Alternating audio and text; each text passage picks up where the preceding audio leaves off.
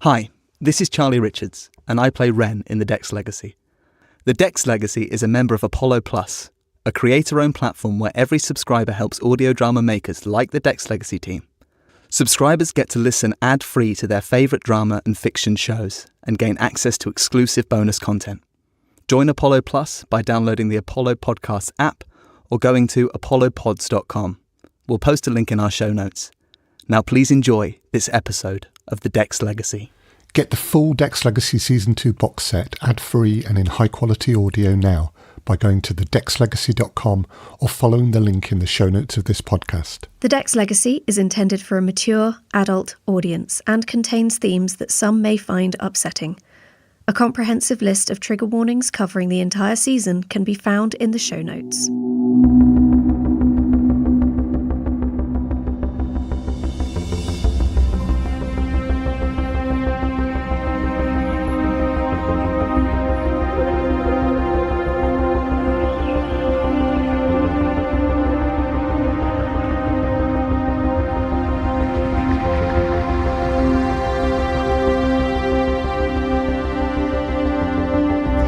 Listening to the Dex Legacy Season 2 Interlude 6, No Harm Done, sponsored by Jeff Park, starring Tiffany Clare, Alex White, Warren Graham and Chris Gregory, with music by Dr. Alan Stroud.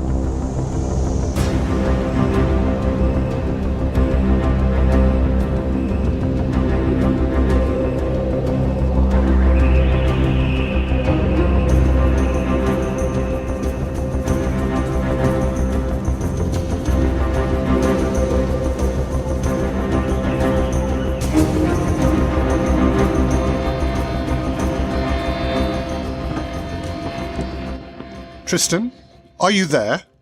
I am. My children. They murdered 18 agents during their escape attempt. They did. That's a large loss of investment. It is a middling loss of investment, and nothing compared to what we would have lost if Varian, Israel and Ren were damaged, so no harm done. No. No real harm done. Were there any survivors? 2. And you'll be pleased to know it's Valentina Vardy and Kit Johansson. Really? They were intelligent enough to follow orders? They were. And I think Vardy's experience with them during the torture test prepared her for what they might encounter. It made her cautious. Good. Those who work close to me should be aware of the risks. You consider Varian, Israel and Ren a risk? You don't? So you want to keep Vardy and Johansson close? I do. They've proven themselves to be dedicated, sensible, effective and resilient. We need people like that. We do. And they are 2 of our best.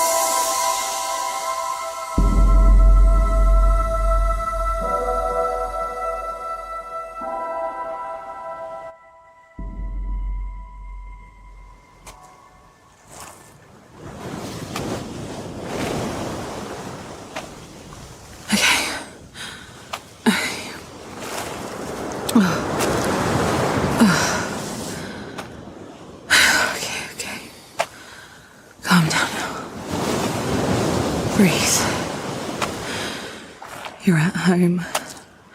There's no need to wake up the whole flat. Oh, and Kit. I know you're up there. Oh, hi. Why did you come after me? Just wanted to make sure you're okay. I'm fine. I just need some fresh air. You woke me up. Oh, sorry. No, it's not your fault. I need to find a place. Can't keep sleeping on your couch. It's only since getting back from Rhone and going back to the centre and then getting to deployed again. Don't rush yourself. You don't mind? Honestly. After everything, it's nice having someone around who knows. I mean, Bella, I can't tell her. She's only 9 and none of them really know what I do. She thinks I was away on some work trip. You were? Yeah. But when she thinks work trip, she thinks presentations and planning projects, not hunting down the president's children and facing certain death via strong-arm decapitation. Fair. You're having nightmares, you know. Yeah, I know. It's what woke me up. Are they noisy? Yeah, sometimes. You're having nightmares too. We should go for some top-up conditioning. Oh, don't say that. What would you rather? The slow road and dealing with it, or the short road and just getting over it? Okay. Short road it is. I went through it after Roan and losing Nana. I was just done when we got partnered up. Is it bad? Nothing we've not faced before. Won't Boss be annoyed if we go in for it? He'll think we can't handle the job. No, what he'll think is, here's a pair who are serious about their job and know when they need to deal with something. It'll work out in our favour. Trust me. You didn't trust me about Varian, Isra and Ren. Yeah, and I learned. And you're the reason I'm still alive. Okay. Top up conditioning. There we go. Oh, this job sucks, you know that? It's not all bad. Especially for those we brought with us. The ones who don't know. Yeah. Vela can stay oblivious. The education here is great, and that's more important than anything I go through. God, raising a little sister. I can't even imagine what it's like to have that kind of responsibility. Have you ever been to her school? Yeah. I went there once for this Carers Day thing. It was amazing. I always wondered. What was it like? The classes are small, and the teachers are way overqualified for a start. The kids have these headsets they wear sometimes, and I put one on, and they were actually looking at a real river. And the teacher was going through erosion and mineral displacement with them, and it was amazing. I could have stayed there all week just looking around. It was a river in Chakri, obviously, so it felt like home. And I was just looking around at this landscape and listening. And I swear, I learnt more in that half hour than I did all the time I was at school. They had to wrestle that headset off me. And do you know what I get from Vela some days? What? I don't want to go to school. School's boring. I want to stay home today. I just say, Vela, are you kidding me? You think that's boring? You don't know boring. It's the most magical place I've ever been. And then I remind myself of my mother. When I look back on it, that contract, would I sign it now? Maybe not. When you're 18, things look different. Why did you sign it? My parents are really Fenrossi. Like, really Fenrossi. They hate Oskyll, and they hated Nathaniel for leaving when they invaded Fenros. But then my dad started to think differently. He said that maybe Nathaniel had founded a new Fenros, somewhere Oskyll couldn't reach. So I joined up to come and see. Didn't they come with you? Yeah, they did. They live in Tonarak. It's a little town in the mountains. They love it. And you? Do you love it? It could be worse. How? How could it be worse? Oskyll isn't great for women. You wouldn't be allowed to work, or if you were, only in support of your husband. I don't like that. It's not what the ancestors intended, and the Fenrossi were putting up a good fight. But over time, you could see the indoctrination taking hold on the kids, and I hated it. Why did they invade again? Why are they so different? We never really learnt about Fenros and Oskyll. Okay, back when the settlers landed, they were all fine and making progress, but some people thought they should be focused on populating the new world. And they believed women should focus on that full time as the most important job on the planet. I mean, it is important, but why would you make it someone's single purpose? Women can do all the things. It's not like it needs to be one or the other. Which is what most of the original settlers believed. So the others left Hearth, went further inland and founded New Haven, which is their capital. Back then, they said the ideology would be temporary until the New World was populated. But it's continued. And the women don't fight it? They're taught from a really young age that it's an honour to bring forth children and serve the men who support them. There's a thing with rich men having more than one wife. Like, they marry, have kids, then when that wife can't have kids anymore, they marry a new one. But the old one sticks around and they continue to support them, with both in the house. And obviously there are horror stories where disobedient wives or old wives just disappear. And it's fine, because they belong to their husband anyway. And if a woman can't have kids, the marriage is void, and she can't get a proper job because she's a woman, so she's basically destitute. Women like that tried to cross the border a lot, but that wasn't exactly easy when the men held the passports. Ugh, that's horrible. Makes this place look like a holiday resort. But only for the women. For the men, Oskill is amazing. Oh, I bet. Okay, so you left to escape an ideological nightmare, but well, you left to become a killer. So... I mean, I didn't know that's what I'd be. And yeah, it's tough. First time's the worst. yeah, no kidding. But my first target was this Oskillian prat who wouldn't shut up about how the invasion of Fenros was the best thing that ever happened to us. And that took the edge off. Yeah, I bet.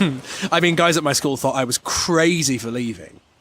But just because I'm not a woman doesn't mean I want to be married to someone who has no choice. I'd come home from work every day and feel bad because she was born with no options. Ugh, no thanks. And then it's like the only reason she's with me would be because she has to be. I appreciate that. I got straight out of there. My dad still says it's the most proud he's ever been. And that's it? You can sleep at night? Most of the time, and better than most. I think if my parents could see me now, they'd hate me. Val. Come on, that's not true. I lived in a little town on the coast. Rough, cold waters on the western side of Chakri. Especially where I was, because our town wasn't protected by the Diamond Isles. And the mountains. Oh, not like the mountains here. These ones are small. But guess the Vinya and Yanath Barai. Oh, just huge. I thought Chakri was hot. Depends where you are. On still days it was warm and luscious, but when the wind blew in from the sea, whoo, cold. You may think it was cold, but I was born just outside Hearth. Oh, that's north. Yep. When Dex Industries was in Fenros, it was right down south, almost on the border of Hellenium. But Hearth, well, things are a bit different there. Tell me. Well, it's open plains for miles and miles. Nothing but gentle hills and big, big skies. When the wind whips up, there's nothing to stop it. Gales. It doesn't happen often because it's quite far inland, but when it does... Not as much snow there as you'd think, but ice. Lots of ice. Tell me about Chakri. Well, once you went inland, it was warm and green. So green. Trees and thick forests unbroken for kilometres. I remember the poverty. As kids, we grew up being told how Chakri was the richest country in the world and the rivers flowed with gold and everyone wore jewels like it was nothing. And then North Chakra came and they took everything and left nothing. And they really did leave nothing. Our place was good for two things: wind farms and fabrics. Back when things were good, my people wove golden thread into gracious silk and hung it in the salt wind to harden and bind. But without the gold, and without people rich enough to buy the fabric, the shops and farms shut down. Workers moved inland and our town was left to fall apart. The roads were all cracked and overgrown. The school had one class and a teacher who did his best, but he was getting old and, well, people were just leaving. But the country, oh, everything that lived there glittered. The bugs, the lizards, the trees, the flowers, the birds, they were like jewels. So much life everywhere. It's hot here. I see ocean, sand, trees for days. Isn't it a bit like Chakri here? No. The air tastes different. Not as rich. Don't get me wrong, as islands go, this one's pretty good, but Chakri was something else. When it comes to the raw ingredients, at least. Sad North Chakra did what they did to it. Yeah. Well, now we're in business with them, and I have to endure the sight of crates of Chakran stones arriving on our airfield in payment of our services. There's not much I can say, is there? Tell me more about how Oscar are training Fenrossi girls to be docile wives again. Oh, yeah, that. I think we're doing okay, you know. You do? Yeah. Would I sign up for this again? Well, given how crap the rest of the world is, maybe. Even if it means getting your head ripped off by a dosed-up teenager. It's not like there's anything we can do. Let's remember the dead, but try to look forward. Like you do with Nana. Yeah. Losing partner is the worst. But I have a good feeling about you. Oh, yeah? Yeah, I think you might stick around. Yeah? Think you're gonna get used to me? I don't know about that. One thing I do know is you need to find your own place before my little sister gets too used to having you around. Oh, I see. She's a good kid. Yeah, she is. And your other siblings? They're good kids too, I bet. Maybe? I don't know anymore. Did you look at Anton's files in the end? You know I didn't. I didn't have to. Well, you might have anyway. You had access. No, I didn't look. I don't like the idea that he might have killed someone already, I mean. What if he has? He's only 12, 13 soon. Varian, Isra and Ren killed for the first time when they were 11. Varian would have been 12. How do you know that? I was in the training centre at the time. Hadn't been deployed yet. The rumours whip around the centre, you know that. So how do you know it's true? The torture test was just a rumour until you told me otherwise. Anyway, someone I knew was there and he told me all about it. Fair. So, how did it happen? Did Boss line up a bunch of agents and tell them to have some fun? No, it was an accident. They were up on the Keirhorn doing some training in an abandoned village. Everyone thought that Bovrak was completely abandoned before Dex Industries moved in. Thought that since Oscar obliterated it, everyone had left. But it turned out a few more were hiding out in the mountains. It's always the mountains, isn't it? If people want to survive, they always make for the mountains. I just remember the refugees turning up on the coast. So many died crossing the ocean. Well, anyway, they were training when these Bovraki nutters came out of nowhere and attacked.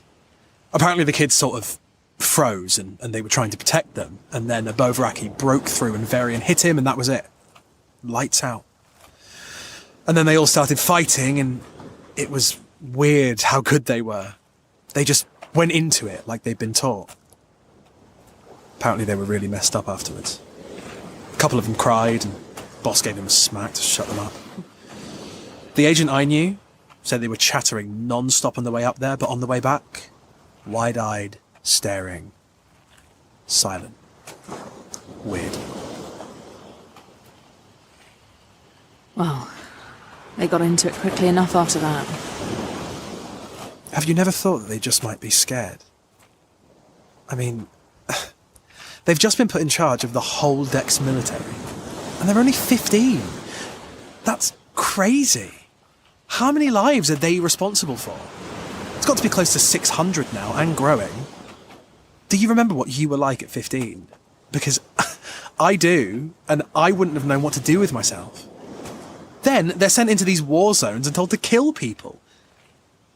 They were running, and they put up a good fight, which suggests they hate it. If they hated it so much, and they were trying to get away so they wouldn't have to do it, why did they kill all those agents?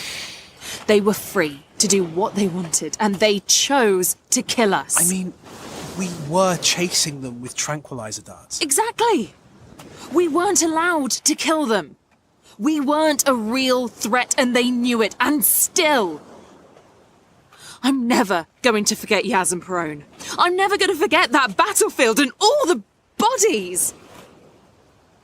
I'm never going to forget Isra's arm around my neck. She thought you were an enemy. She was going to kill me, Kit.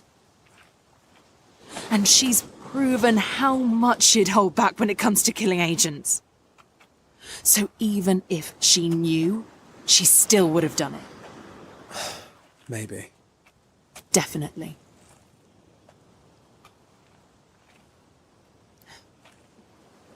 No harm done. That's what Boss said. We were surrounded by bodies and blood, but because they weren't hurt, there was no harm done. Yeah.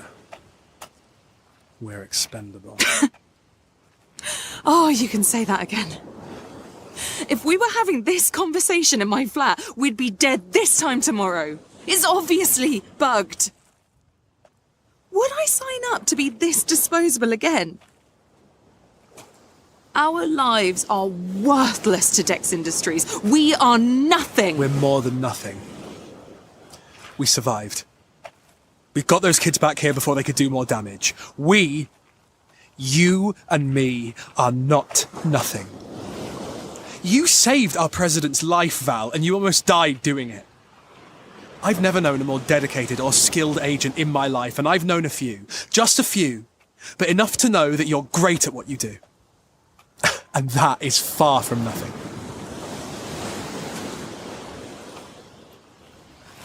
I feel like nothing.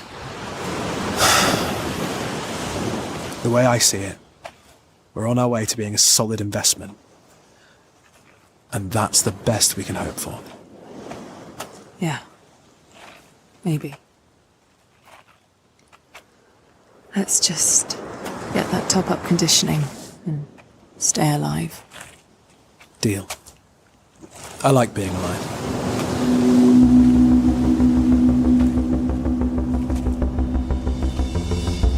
In Season 2, Interlude 6 of The Dex Legacy, you heard Tiffany Clare as Valentina Vardy, Alex White as Kit Johansson, Warren Graham as Tristan Crail, and Chris Gregory as Nathaniel Dex, with music by Dr. Alan Stroud. Season 2 was recorded at Orpheus Studio in London by Richard Campbell. The Dex Legacy is written by me, Emily Inkpen, and produced by Alternative Stories. If you enjoyed that episode, please like, subscribe, and leave a review. It really does help. If you would like to support The Dex Legacy, you can. Just visit www.thedexlegacy.com/support for links and details.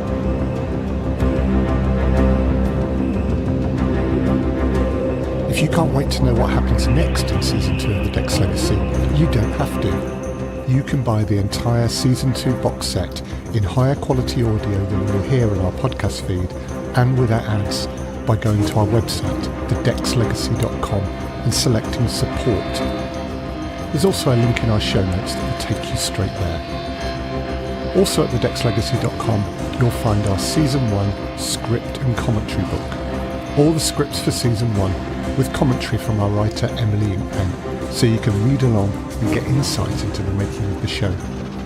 All proceeds from sales of these items and other Dex Legacy merch will go towards making Season 3 of the show. Thank you for listening to The Dex Legacy, a proud member of Apollo Plus, a creator-owned platform where every subscriber helps audio drama creators like the Dex Legacy team. Subscribers get to listen ad-free to their favourite drama and fiction shows and gain access to exclusive bonus content. Importantly, for independent shows like ours, Apollo Plus helps us to generate revenue to cover our operating costs, meaning that we are much more likely to be able to generate more of the content you enjoy. 70% of the revenue generated by Apollo Plus goes directly to creators, meaning that you, the listener, will be able to enjoy more from your favourite drama and fiction podcasts. We're delighted to be alongside great shows such as Derelict, The Madness of Chartrulian, Gundog, Moonbase Theta Out, Solar, Wolf 359, The Pasithea Powder, Girl in Space, and many others on Apollo Plus. It really is a great platform in which to listen to and discover audio drama. Please download the app and get listening if you haven't already. By listening through Apollo, you'll also have access to exclusive Dex Legacy bonus materials and episodes. You can download the app from the App Store and Google Play by searching for Apollo Podcasts, or you can visit apollopods.com or follow the link in our show notes.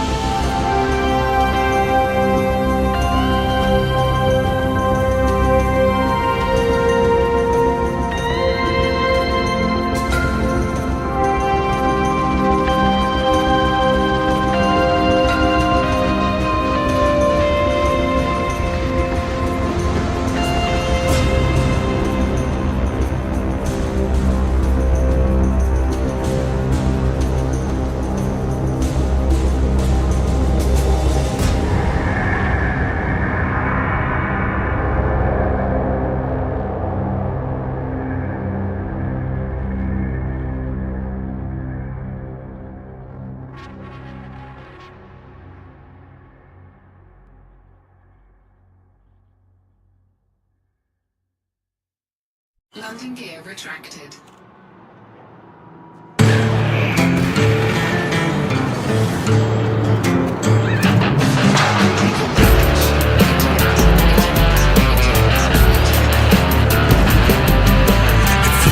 The wings and the rebite, it would a small ship to big. It's the first past the post. Everybody's lined up, staring at the slot gap, smiling at those glasses with the Top Gun figures on. Pitchfork waving at the neutron thruster, boy boost to the max as we skittle off the toaster rack. Turn, baby, turn before you even think about it. Gotta be slick like an oil tank spewing it. We got the speed to lead. We're racing out the galaxy. Up on board with the elite racers, everyone's flying high. We got the speed need, we're racing around the galaxy. Up on board with the elite racers, everyone's flying. So you learn the way of a bruised addict, waiting for the charge lines, even when you're sleeping in your bed. In your head, all you see is a raceway turning, pulling on that boost finger in your dreams. Get in the flow like a neutron, but boy, you know they're gonna hit you if you get in their way. Spin like a record, baby, FAI% you crazy. This is the wind cracking your slow ass. We got the speed need, we're racing around the galaxy. Up on board with the elite racers, everyone's flying high.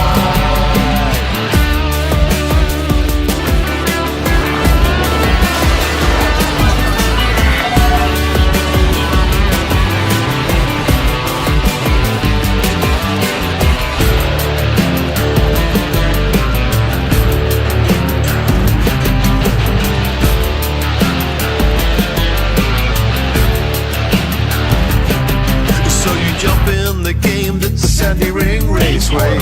Lose an ego as a Lano too. The Fast here classic makes you feel quite tragic, but you finally get that feeling, yeah, you chasing on the back at the squirrel nest bar. We're racing to the front of Corrado too. You set the pace at the Kuiper Raceway. Everybody talking about you. We got the speed need, we're racing around the galaxy.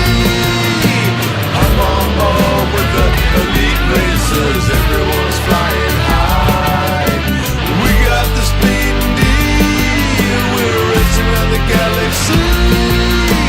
I'm on board with the elite racers, everyone's flying high.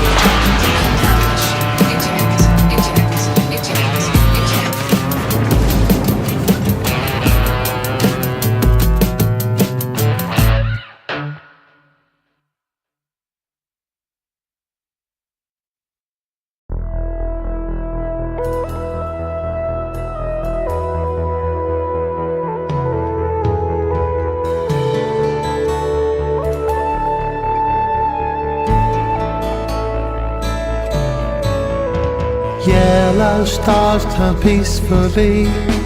Solar flares arc over me, and everybody knows you scoop before you go home. Heat gauge rising gently, tanks refueled so quietly. Our jump comes into view. Let's head to somewhere new. Who knows what the next system holds, what sights we'll see. Oh, let's be bold and fill our screens as we look for mystery. A pulse wave booming in the dark returns to us the hope of somewhere safe for me and you, somewhere we can escape to when credits ain't alcohol, a planet to call home. Let's keep chasing every dream, a ring so rich, oh so pristine, and no one has to know. Our bookmarks won't be shown. One day we'll own this whole damn place. First footfall turns into a settlement or two, named after me and you. Our fleet will be security, no one will mess with us. Everybody has a dream, and jump into the black becomes a scheme when credits don't mean grind. You leave that far behind. Everybody has a dream, jump into the black becomes a scheme, and everybody knows. Scoop before you go. We love you.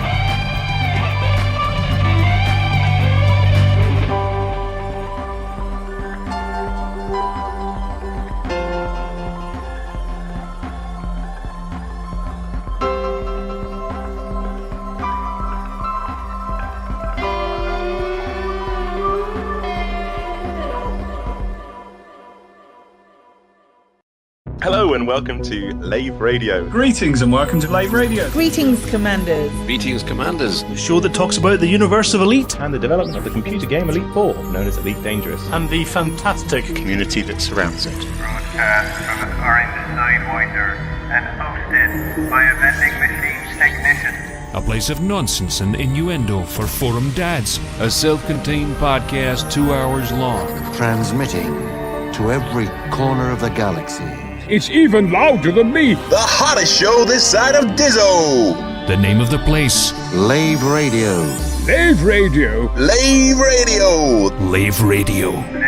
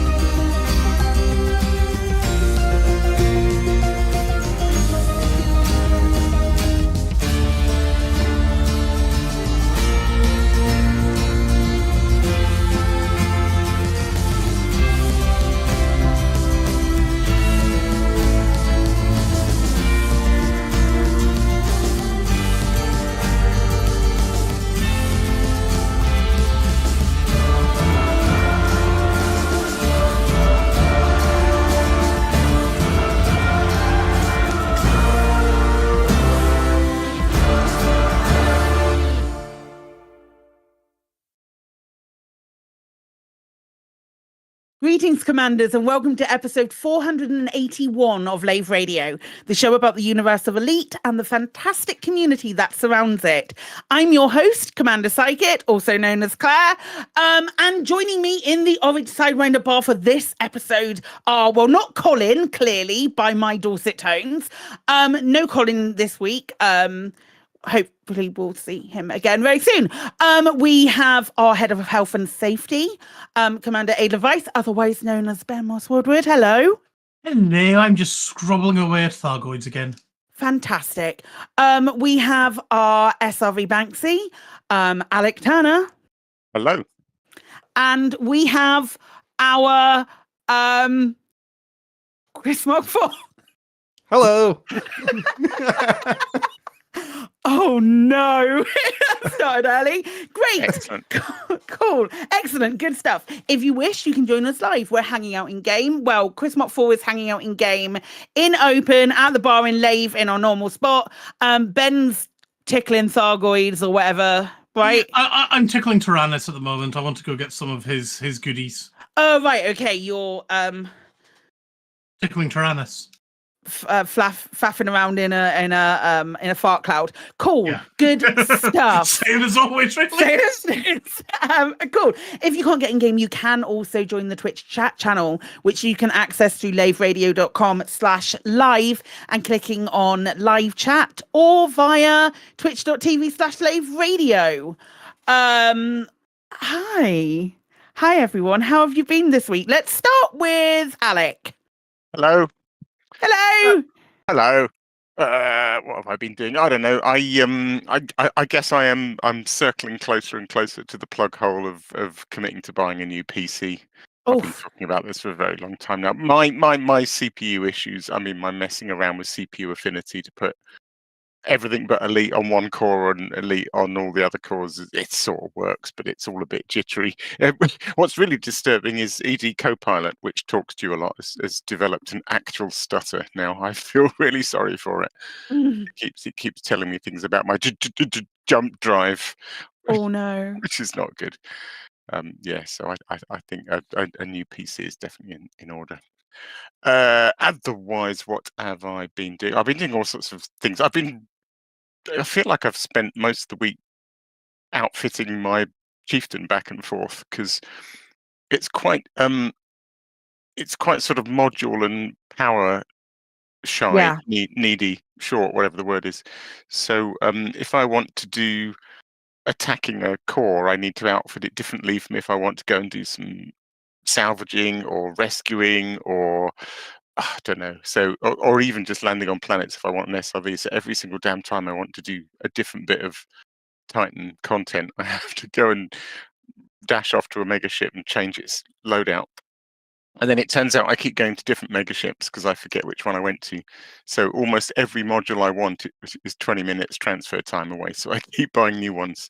So there's bits of my ship dotted around pretty much every rescue mega ship out there now. Oh no. But you don't have a fleet carrier, do you? I don't have a fleet carrier. I'm getting close, but not yet. Yeah, and I've done a bit of everything. I got to see Leigone explode, and I got to rescue some people from Leigone before it exploded. And I've been pottering around inside the Tyrannus wreckage. Yeah. Maybe we'll come on to, which is that's quite fun. I do want to talk about that actually because I have some further thoughts on it. Yeah, sure, absolutely. By all means, I'm more than happy to discuss that. We can discuss that a little bit later. What about IRL stuff? I dodged a race. It's in community news, but Saturday night's Elite Races thing was cancelled in the end because there was just too much going on. So after much agonising, they decided to postpone it a week. Fair enough. Any IRL things that you've been doing? Nothing. Okay. Wow. That's I've done nothing. Same as me. Holy shit. There's two of us now. Ben, how you doing, mate? Yeah, I'm doing good. I was delighted to see that you lot kind of slacked on Saturday night and the Leigone blew up at about 8 o'clock, 9 o'clock on Sunday. Mm-hmm. So I made it back and into game with about an hour, just under an hour to spare. And I made it to see the explosion too. Although, emphasizing a little bit with Colin here, at T-2 seconds or something like that, I had an illy dangerous client crash. Oh, Jesus, what's the matter with the pair of you? Yeah. You know, I zipped back in, and as I came in, I came back to seeing myself zooming backwards at ridiculous speed, and I did make it in time to see the final boom, which is a very pretty final boom. Mm-hmm. Yeah, it's good. Yeah. Real life stuff. I helped my brother-in-law move, and learned some things about my former classmates that opened my eyes a little bit. Wow. Yeah.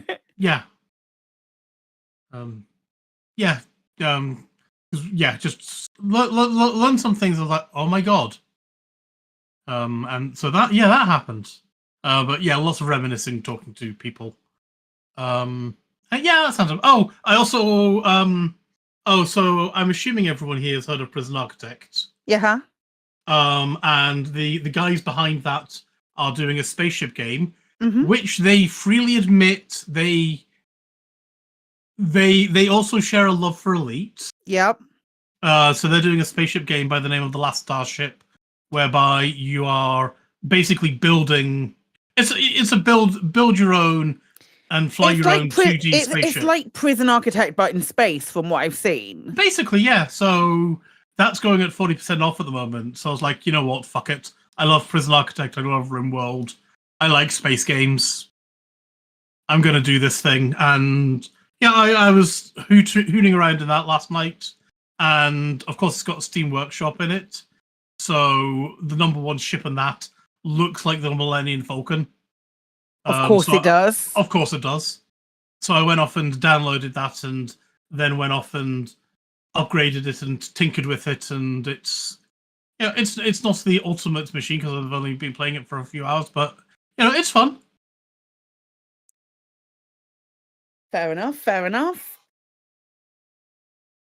How are you doing, Chris? Yeah, not bad. Doing all right. Cool. What have you been up to? Tuesday, like I do. You're always tired, mate. I don't think I talked to you. I'm always tired. Busy. Yeah, it's my permanent state at this point, so I shouldn't complain. What have I been up to? I'll start off in game because everyone else has talked about in game. I finally got to fight a Titan. I got all the way to an actual Titan for the first time in ages. So yeah, I got to go in and I got to do a bit of combat. Who did you do that with? I did it with the other Chris, the Chris Mark V, who has a special as yet undiscovered feature. So we went in and we did a bit of Titan bombing along with some of the other lovely people from your Discord. And I died many times, one of which I did not get to the Titan, and I still died. However, had a very good time. I managed to definitely make my 2 million out of it, and I got to fly about and have a look at the Titan as well. So that was a lot of fun. I did, however, miss the Big Bang because I was out on Saturday, so I kind of missed it, which was a shame. But yeah, hopefully, it was hopefully Sunday. I'll get to see one. Was it Sunday? Oh, right. Yeah. Well, I was busy on Sunday as well. Yeah. Of course you were. Of course it was. Of course you were. You know, because did they put out a tweet this time that it was going to go, or was it just an in-game message this time? Because I was like, oh, is it gone already? I was like, I knew that it was down in the hearts, but then I wasn't sure when it was going to explode. And then I was like, did I miss a message saying when it was going to explode? But I know Phil said in chat that he was like, I've put something on Twitter. No, there wasn't a "this is your countdown" on Twitter this time. Just looking at it. It's funny.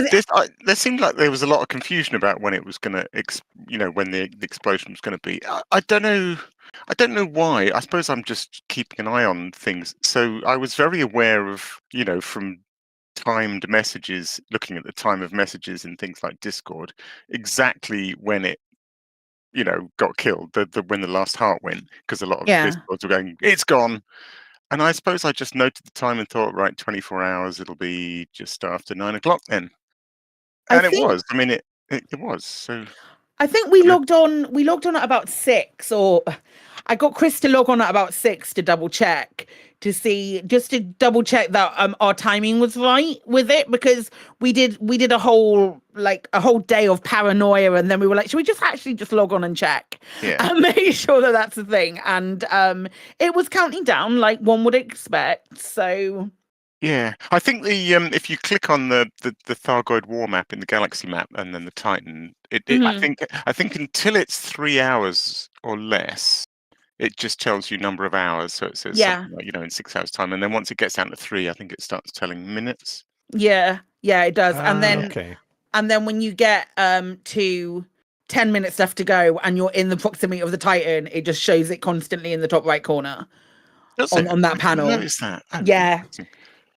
10 minutes, it starts the official countdown on the top right, and you don't have to worry about looking at it anymore. Because I spent the last 20 minutes in the camera suite. That's probably why, yeah. That would really annoy you if it was right in the middle of all your photographs at that point. It was just a big countdown. Yeah, it's funny. There's just so many videos and screenshots and things, and I was trying to get something different, but I didn't really manage it in the end. There's still some incredible footage of it, though. Yeah, I really want to see one. If I don't get to see one, then I'm really going to have missed out by the time all these Titans are gone. I'm sure there's going to be one weekend that you're not busy and you'll be able to do it. That'd be nice. The likelihood is that with the trend, because it happens on the vulnerability will happen on the Thursday because of how the Thargoid tick works. Usually by that point it takes like a couple of day loop. Even with it being vulnerable, it was a couple of days, so it should be like a Saturday or Sunday that it explodes, which makes sense really for that to be the case, because it's giving the accessibility to the most people no matter what time zone they're in, because you can make exceptions on a weekend to be up a little later. That's my mentality anyway. I don't know how it works for everyone else. I'll tell you my favorite visual. I don't know if Chris got to see this, but I think even before the explosion, I think my favorite visual is is all the stuff that's belching out of the heat vents in that 24-hour countdown period. It's amazing. There's all these kind of bits of stuff that are literally belching out of this heat vent. It's like puking garbage into space. It's amazing.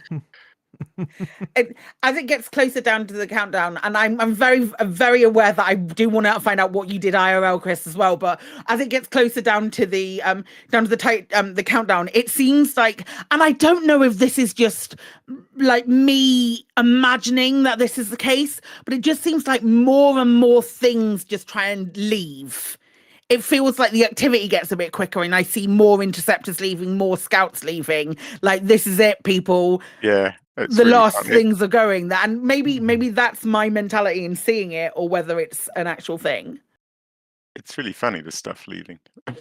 Run! It's like getting the heck It's out on of Dodge. fire.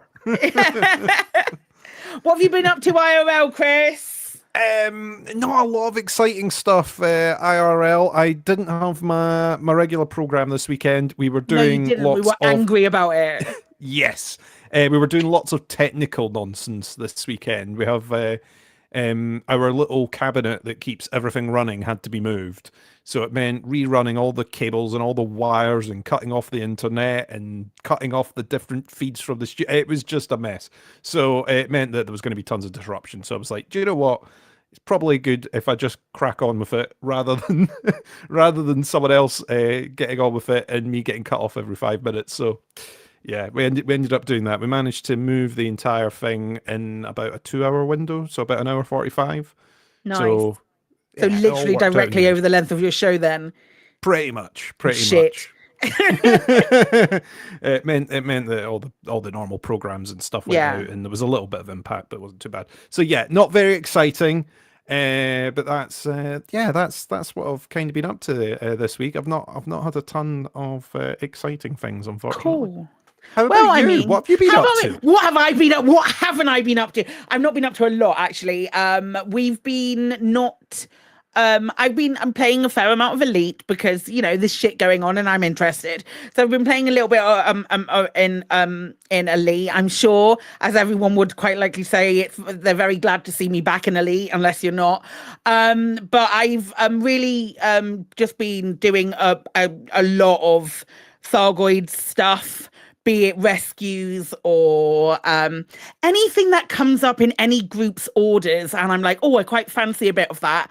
I'll do that because it's quite nice to be following what other people think is a good idea to be doing. And yeah, I enjoy that. I'm still on my Mass Effect kick. I'm nearly at the end of my second full playthrough, and I found myself sort of slowing down slightly because I'm in the Citadel DLC now, and if you've played Mass Effect, you know how good that is. But I'm in the Citadel DLC, and I saved just before I met up with my Turian, so I've played that bit a lot and not really got past it. I've replayed that maybe 6 or 7 times. But I will get past it and I will do the rest of the DLC and then finish that game.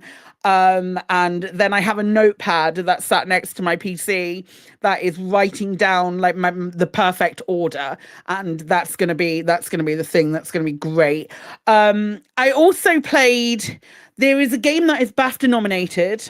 That is, I think it's currently discounted in Steam. It's won a lot of awards as well, throughout the award season. It's called Cocoon, and it is a fascinating little puzzle game where you're jumping in and out of different dimensions to solve puzzles.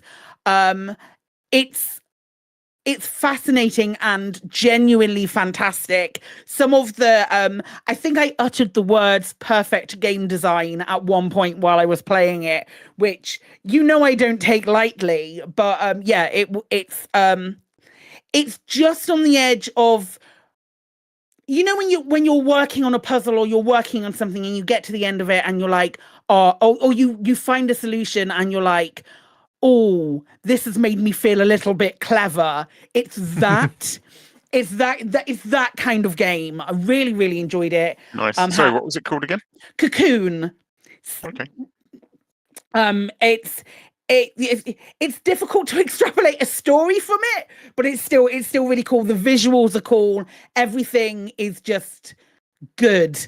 Really, really, really fun little game. Took about 5.5 hours to complete along those lines. Really, really nice. Nice game. That was cool. I've also been playing For Reasons. This week I'm playing the Deliverers Moon and Deliverers Mars again. So I love those games very, very much. So I've just been revisiting into those, which is really nice. IRL, I've done sweet FA, really. Not a lot. I was going to tell you all about how I'm embarking on a curly girl journey, but I don't think this is the platform to do it, if I'm completely honest. I'm trying to embrace my curly hair and it's not fun. So yeah, that's about it. And in answer to DJ Whirly's question about which is best, Moon or Mars, Moon is really, really good, but Mars holds my entire heart. Cocoon is Cocoon is the same devs as Limbo and Inside, but it's One Things for debut games. So it's the same devs, but like a different studio. Okay. And so it's very good. It's very, very good. So loved that.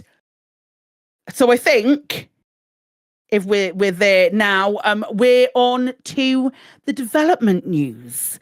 What have the devs said this week? Mostly talking about the Titans, for obvious reasons. We're aware that some commanders are still experiencing issues in some instances when engaging the Titans. We're aware of this issue, and whilst we have already introduced a number of improvements, we're investigating a long-term solution. There's been a lot of still reports of people getting stuck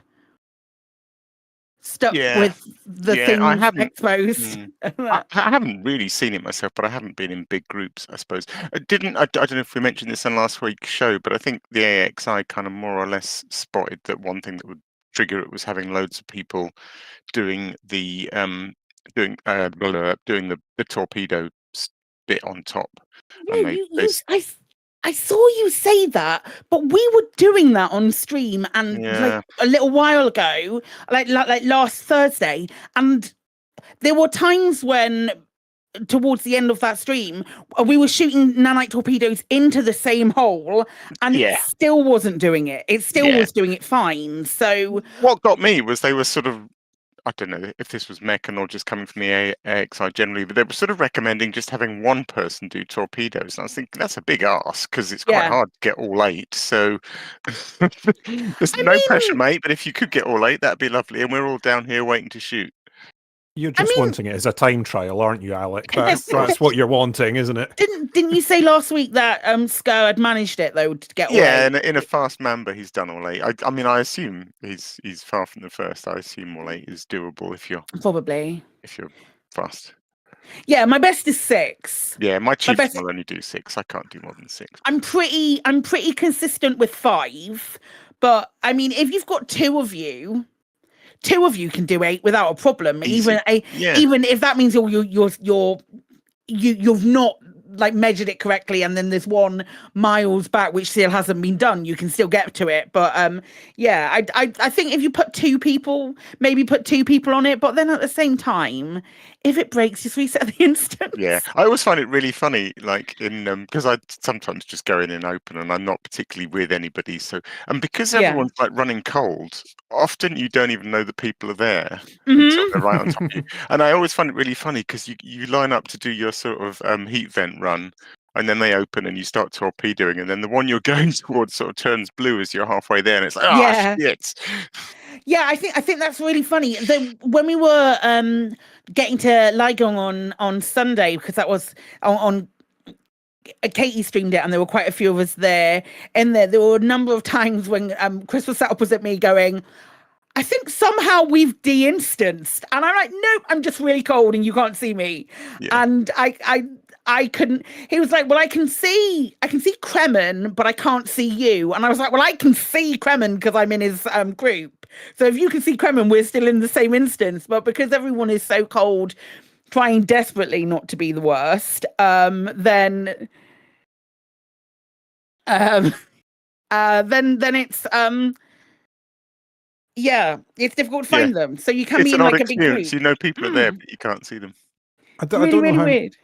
I don't know how much of it is sort of network related and how many people that you've got in a particular instance, because I know that we did have problems on the Friday night with the lipstick getting stuck open or the Aurora stuck on kind of thing. Yeah. You know, we had a few bits like that, and there weren't that many of us in that instance.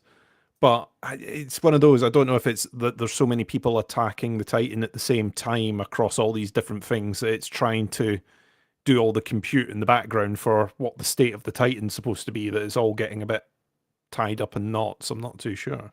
I think Friday was particularly bad. From like, because I was in voice chat with you guys when you were all doing it, and the amount of frustration that was there, I was just like, oh no, yeah, you know what? I'll just load into Mass Effect. It's fine. I'm not even going to touch that. But yeah, that sounded really, really frustrating. So I get why you can be why it can feel a bit shitty sometimes. And then we also had a confirmation. Was that today that came in the Leigone Awards? Yeah, from Paul. I think it was Paul. Yeah. So we got confirmation that if the next step in the Leigone in the Titan destroying rewards. So you have 2 stars. You have a decal with 2 stars now, alongside your decal with 1. And your ship kit is for the Cobra this time. Somebody also pointed out to me that the decal also has more kind of bars along the bottom. I hadn't noticed that, but they're like sort of It's got bars. more bars along the bottom. Yeah, so it's got stars along the top and bars along the bottom, and you get more of both. I need to see the first one. It has more bars on the bottom, definitely. Yeah. So it's better than a McDonald's thing, because they have bars, but we've got bars. It's a McDonald's thing with extra bars. Yeah. I need to see this. I will find it. I will find it later. That's I'll just need to put my 1-star decal on twice. That's what I need to. So it was yeah, so if you have only done 1 so far, if you've only done 1, like, it's a big ask. If you've only been in the vicinity of 1, you start with the 1 decal and the chieftain skin, isn't it? Yeah, Decal the things aren't tied to the Titans. They're tied to the number of which is really cool. Titans you've been at. So I've honestly got mixed feelings about it. What about that? The fact that it's now because I've missed 1, I can now never get to the all 8. And in many ways it's like, yeah, okay, sucks to be you, but it's such right. Should have been more dedicated and fuck your family. No, not that. You just made that choice, Ben. You had a whole week. Oh, sorry. Yeah, you're right. I should have ignored my family. You're right there. Sorry. Yeah, no, but you had a week. You had a week. We were advised well before that you would have had to have been there for a week. We were advised in that week that not at that time, and also I've got other things that I have to do. Okay. The only times I can play are Tuesday evenings during the show. If I'm away for a week, I'm not gonna spit feathers because I didn't get it. I made that opportunity. That's what's been offered to us. You're looking a gift horse in the mouth, mate, with the best one in the world. No, you're getting shit for free. Yeah, you get your shit for free. It's just like, and it's such a fucking entitled thing. And yeah, I'm it is. Yeah, I'm totally being an entitled cunt, and I accept that. Yeah, I know what you mean though. You now definitely cannot ever get your 8 now stars. Now I can, because I took a week to not do the Tyrannus, I may not get the bony Imperial Corvette or something like that. I mean, to be fair, there's a good chance. Well, there's a chance that nobody will get 8 stars. You never know. Possibility. It might just be 6. You might just 6 might be the limit. You never know. But Paul did say in this thing that, again, because things are still a bit buggy, that it's the same as with Tyrannus, in that, in fact, what was it? You just had to be there. You just had to show up within the week. You get a participation award again. Yeah, that's the thing. I mean, if I'd known in advance, I could have just, as long as I showed up, I could have done that, but I didn't think that I had time to go and do the engineering and get everything ready to go and do Tyrannus before everything just hit the fan. I was busy engineering the ship up and things like that, weren't I? Right. And that's what I did that week. And then I thought, I've got time, and these things happen. And I did feel a bit mean on the forum thread, but we were talking before the show about things you regret. Maybe I don't know. Anyway, support everything about the rewards. And I did. So what he said is the usual. He said 1 must have done damage to the heat core of the Titan within 1 week prior to it going down, and 2, you need to have earned a minimum of 2 million credits from hitting the core within this time. And he was reposting those rules, looking forwards and saying these will be the rules for next time. And I couldn't help myself, and I did post that and added Just 3. like last time. Or 3 if it's still bugged, and then you just need to have jumped into the system a week before. Because that's kind of the case for the first 2 so far. So I don't know. If they don't fit the bug, jump into the system. Jump into the system the week before, just to be on the safe side anyway.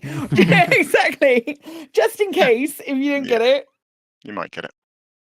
It is more fun to take part, so if you can, try it. I recommend it. I've been resisting doing... I very much held off doing any of the engineering and stuff to get to the Titan, and really enjoyed it once I did it. So as one of those people, recommend it. Go in, take part, do the thing. If you get the decal. It's a nice. I said decal as well, and I hated myself for it. I don't know where that came from. If you get the decal as well, then it's it's a nice little bonus. It's one of those. It's one of those bits. I do get what you're saying, Ben. It would be nice because there's presumably no way that you're going to catch them all unless there are just random Titans that are going to be zipping in and out at the end of the war, Yeah. I tell you what Ben's thing has just reminded me of, it's just popped into my head, is when we have done the Buckyball Championships, which have had, 8 races each? It occurs to me they could have done something a bit like we did and said the most allowed you to miss get a couple. 6. So, doesn't that miss a couple? That what's up for grabs is a 6-star decal. Well, okay, so just pretend that 6 were the only ones that were up for grabs. Yeah. And then when you get your 6, when you see people with 7 and 8, don't believe them. I just say it's photoshopped. It didn't happen. I know, but then there'll be a jumper in the way and stuff. It'll be really odd. Maybe there will be a jumper in the way, like your flappy extra arms getting in the way as you're getting in the way of my 8-star Titan decal, my 9-star Titan decal. I've got I think the thing is if they had went in and they'd done like you get you can get up to a maximum of 6. I think there would have been a sprinkling of salt saying what, not 8. Yeah. I mean, it's one of those things where they're damned if they do and they're damned if they don't. I suppose you're right. Oh yeah. So the last thing is, I don't think we've had confirmation of this yet, but next Wednesday, I believe, is the last Wednesday of the month. Yeah, the 26th. The 27th is the last Wednesday of the month. So we're expecting Frontier Unlocked a week tomorrow. Cool. Hopefully with some bits, but we know Holly won't be there anymore, so it's going to be Arthur and God knows who, because if he's on his own he's going to be fucked. And you know what they're going to be like, Zach, I know you've had a promotion, but yeah. Would you mind? You're a project manager. Would you mind just coming and doing this? Is that okay? Is that why Colin's not here this week? Is he rehearsing with? No, could you imagine? No. Doesn't Zach appearing on it fall into the category of any other business? He'd definitely be able to do it. Anyway, from that, let's move over and see what the community have been up to this week. And now, to the community coroner.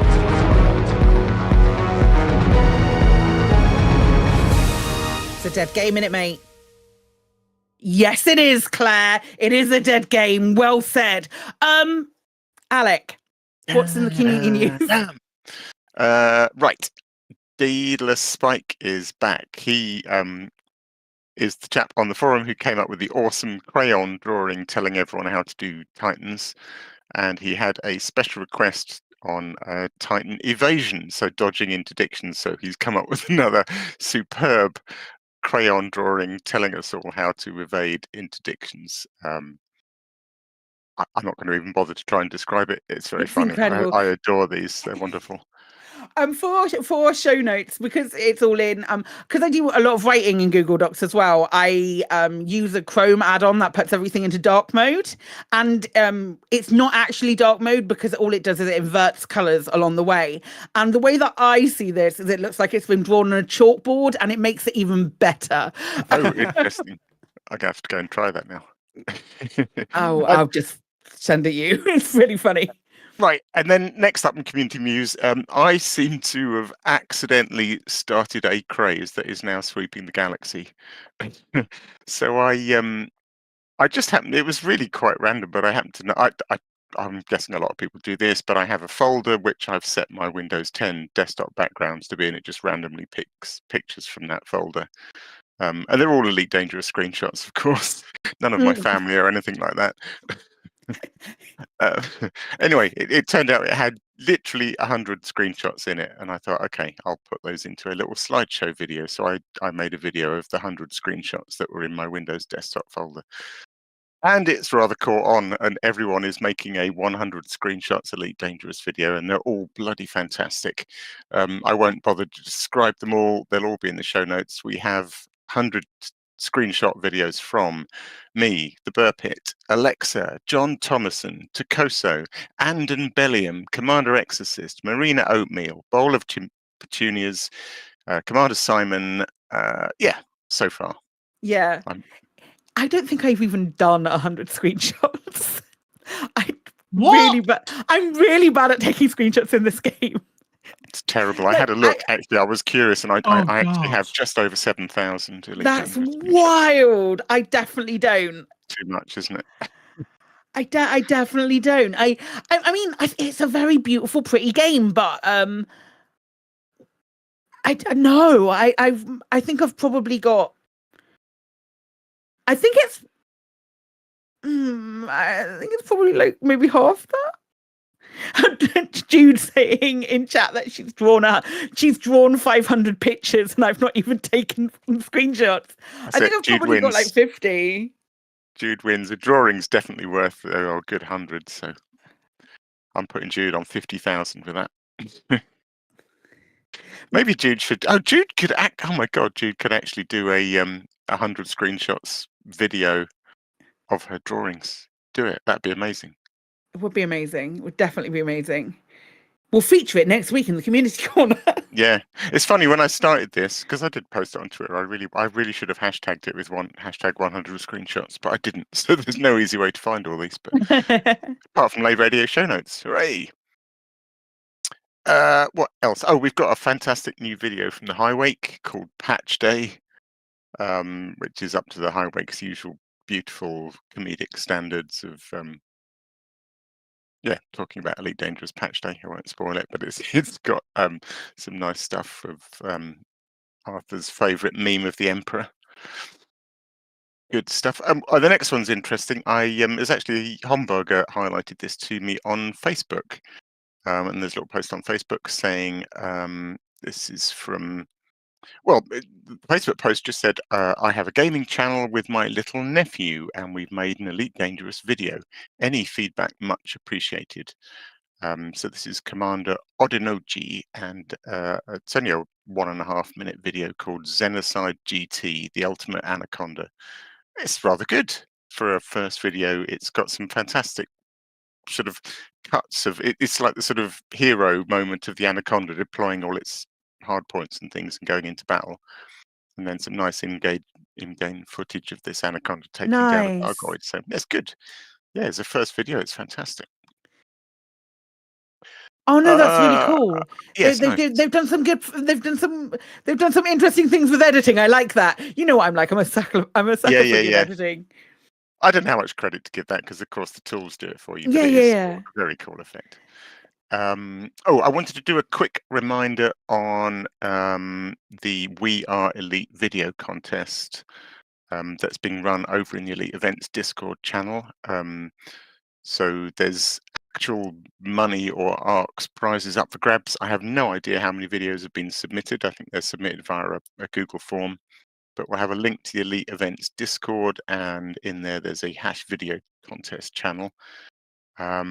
there are 2 weeks left to get your entries in. So if anyone's feeling creative, there's still time to put together a video and submit it to the We Are Elite video contest. And I can't wait to see what some of the entries are.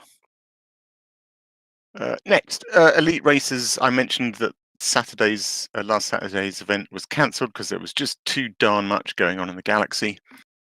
So that's been postponed until this coming Saturday. Again, we'll have the link to the Elite Races Discord, but this is the SRV and on-foot parkour event. And I think a lot of us are actually quite glad it was postponed because it really needs some practice.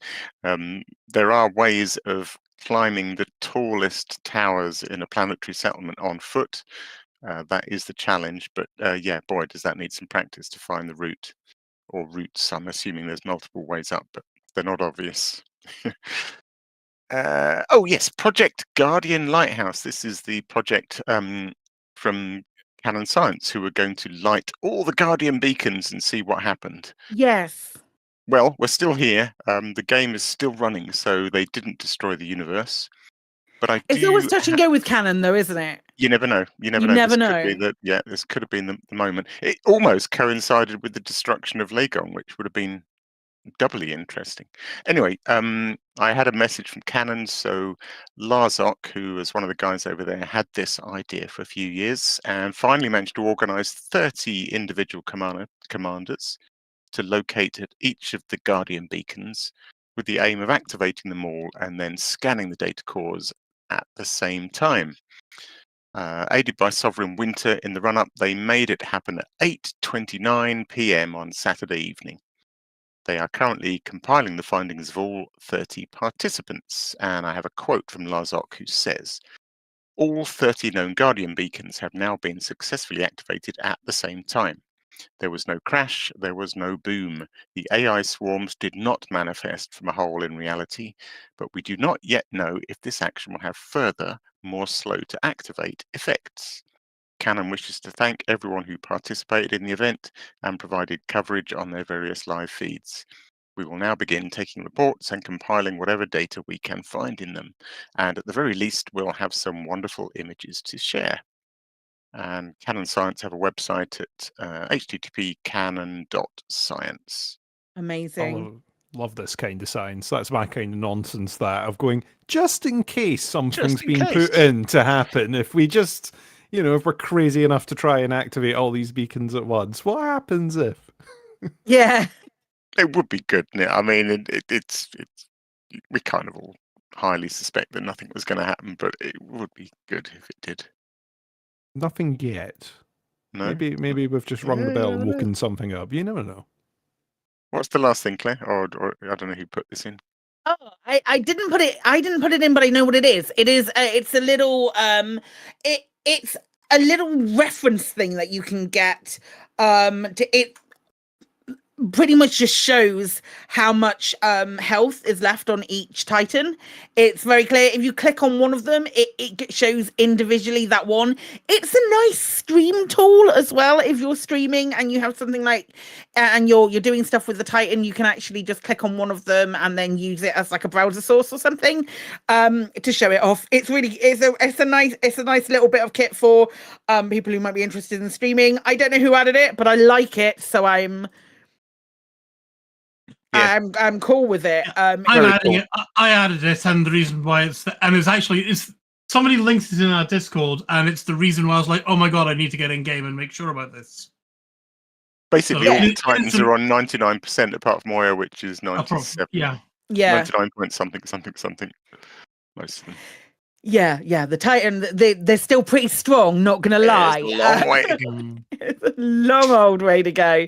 But yeah, this is it's a nice little thing. It's cool if you want to use it as a like, streamer or content creator, and it's a nice way to sort of visualize it ticking down too, which is quite cool.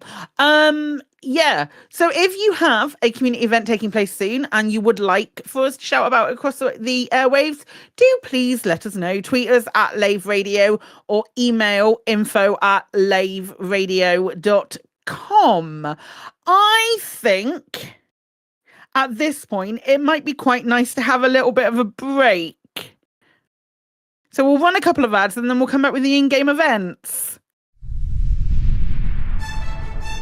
Out there's a ship just for you. A ship that can carry you to the furthest stars, jumping long distances whilst offering an unobstructed view of the galaxy. A ship that can also pack a decent punch if the pirates come knocking. A ship that feels safe. A ship that feels like home. The Asp Explorer. A great ship at a great price in a competitive galaxy. Fly far. Fly safe. Fly in front of foes. Is your life like this?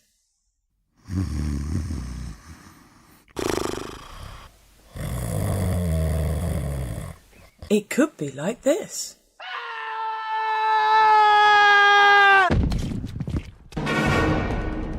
Astrogator Tours. Put some excitement back in your life. Book an adventure in the Lave Business Directory. Now. The what now? Are you struggling with paying fines? Do you lose sleep in hyperspace worrying about docking at the next space station? If the answer is yes, then you need to call Cowell & McGrath Fine Management Services. I got scanned while in Federation space and was caught carrying slaves. It was an unexpected expense that I couldn't afford on top of my fines for damage caused whilst docking. We can help you consolidate all your existing fines into a single large fine, payable in regular instalments at what is almost a competitive interest rate. I called Cowell & McGrath Fine Management Services, and they helped me pay my existing fines before I got a bounty on my head. They really saved my life. At Cowell & McGrath, we've helped thousands of pilots whose fines had spiralled out of control. I dared not go near a police star system. Got so desperate that I'd almost resigned myself to a life of piracy. Luckily, I found Cowell & McGrath Services before I actually murdered anyone in cold blood. No fines too big, no criminal record too damning. We're here to help you, no questions asked. Find us in the Lave Business Directory. I'd got into debt as a result of a massive counter lawsuit by Watt and Prittney. It happened because I'd taken advice on pipe and protection insurance from... Wait a minute! It was you! Cowell & McGrath. Minimum liability, zero accountability. Warning, balances may go up as well as down. Missed payments may lead to repossession of your ship, seizure of cargo, or the issuing of a death warrant. Just last week I was mixing Sidewinder slammers at a seedy space bar. I wasn't even pilot registered. And now I have a ship and a basic starting mission for the Federal Navy. I'm going to see the galaxy. I've left my old life behind and now I'm delivering semiconductors to 61 Cygni. The recruiting officer told me it's a simple run and I'll get payment and immediate promotion. Wait, what's that? Is that a ship coming?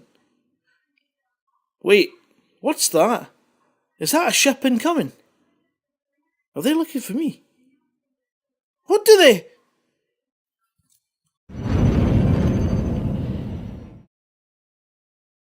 And we're back, I hope. Yeah, what's happened this week? Well, we have got on the 15th of March, we had a Galnet article about the assault on Leigone, which was a Pilots Federation alert. So we knew we had to do something about it. They've all been about Leigone, let's be honest. Oh, there was a Thargoid War Bulletin as well. I have not read this. When did this come out? Yesterday. This is the smallest Thargoid War Bulletin we've ever got. Yeah, I normally quite wonder, long, aren't but they normally come right at the end of the month. So I wonder, did we get one at the end of February? they? I don't know that we I'm not sure did. we did. Which would add fuel to a particular theory that I have. That there's no one on the narrative team there anymore. Let's have a look. Right. Yeah. Yeah. Yeah, it is short, isn't it? It is short. Yeah, there was no end of the month for February. I don't believe anyway. I think people are reading slightly too much into this. So right at the end of this Galnet story, it says, word is spreading that the Thargoid war machine has suffered a critical defeat, one that may change God, the here we go. entire conflict. Can these victories be repeated a further 6 times? Question mark. Oh, good lord. Oh, good lord. Are we at the point where we're analysing question marks? Yes. Excellent. Like we're saying, okay, so we can't get all 8. Why can't we get all 8? Oh my gosh. Yeah, people are definitely having those thoughts. I don't know. Well, yeah, Leigone is gone. We've had a couple of Galnet articles about it. We haven't had any any big news articles that sit outside of this. No, so Janae, quiet. The political situation, quiet. Yeah. What's happening with all the elections? Aren't we due an election? Well, didn't we have an election with you an inauguration or whatever that shit's supposed to be? But then her home world got hit, so she's having a bit of a moment. She's like fair enough. Most of her friends and family are dead, so she's. All I can say is, did you see Princess Leia take 5 minutes? No, she went onto the Death Star and she kicked ass. We haven't seen her for ages, but it just so happens that somebody saw her coming out of a garden centre the other day. Got on cockpit video, yeah. They got it in a cockpit video. It was a bit blurry, and people aren't convinced. I want a random winking cat story. Yeah, you might have a point, Psychic, about the lack of writing staff. It's a bit of a worrying point. Yeah, I've got an ongoing theory that puts which relies heavily on getting some more information and news about Power Play, about the new PP that we're getting, and finding, and probably will make sense of what this new feature is. That the other thing, it would sit hand in hand with that, and a lack of a narrative team. Those three sort of like put together, kind of swing more towards a player-driven narrative. And is the Titan narrative, or is this them Frontier now wrapping up the story just in general? But without knowing more about Power Play, I'm not happy to fully put all of my cards on the table at this particular moment. So we don't have any store alerts either. We've got nothing in the stores, so we're missing out on those tunes.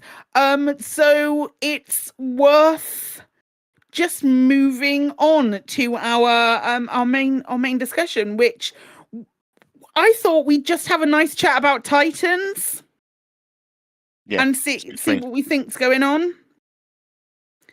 Or where it's going, what it's doing. It's let's be honest, it's quite a big topic, really.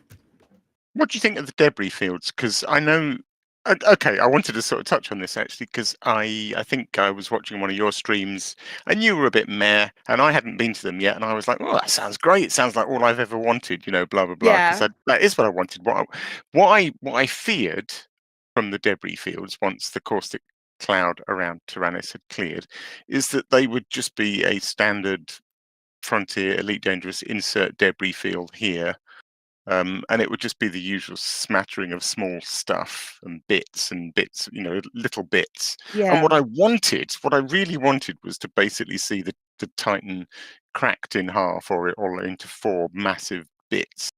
Mm-hmm.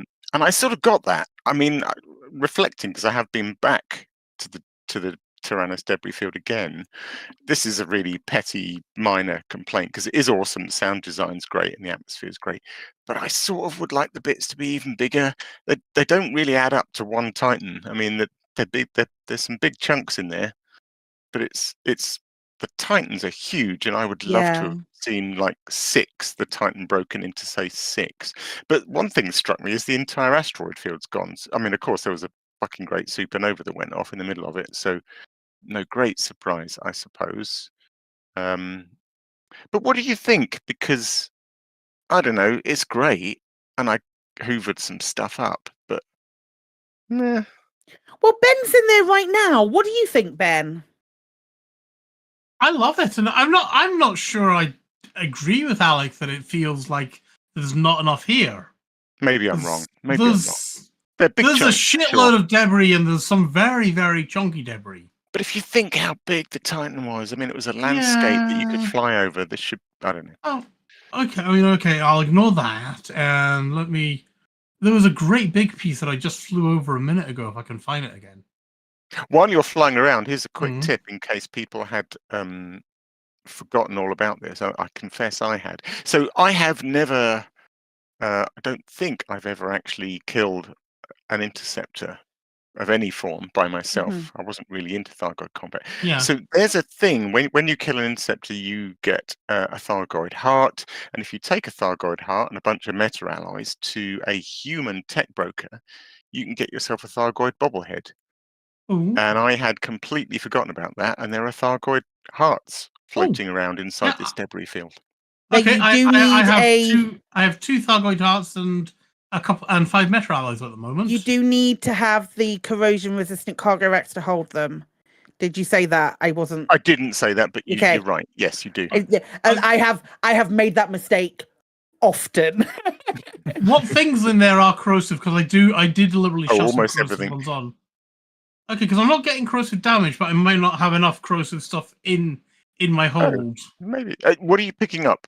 Commodities or materials? So I've got 2 hearts, 2 skive samples. Hearts should definitely be corrosive, aren't 2 caustic. Skive samples might not be. Some of the things that you've got might not be. Some of the things might be. You might just be lucky and on the side of not taking any damage. You'll know when you're taking damage. Also, you take caustic damage all the time in there as well. So, which reminds me, I need to go and release my caustic sinks. I did notice, and that's why I said it. Thank you. But yeah, you're constantly taking damage. I think that, don't get me wrong, I think, as with everything in Elite, I enjoy a cool set piece. My problem is, my disappointment sits in the fact that we got this after we got the Spires. And the Spires take flight, SRV driving, jumping around, all of it. The whole sphere of combat is there within the Spires, or whatever. It's the Spires, isn't it? That's what they're called. Yeah. So you've got all of that.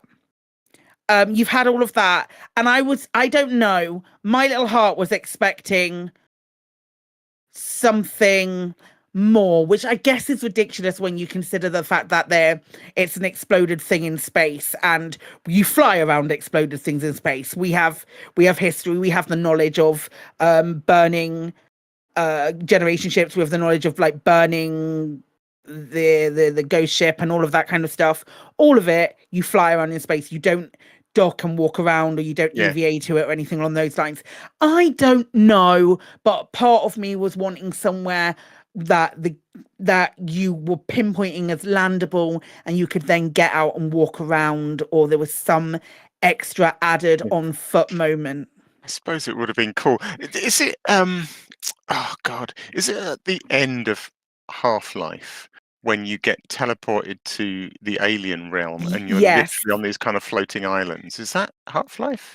I believe so. I have the cool, vaguest, strangest memory of that. Chunks that Ben is flying around. If you could actually get out and walk on these chunks, but around you is just space. Yeah.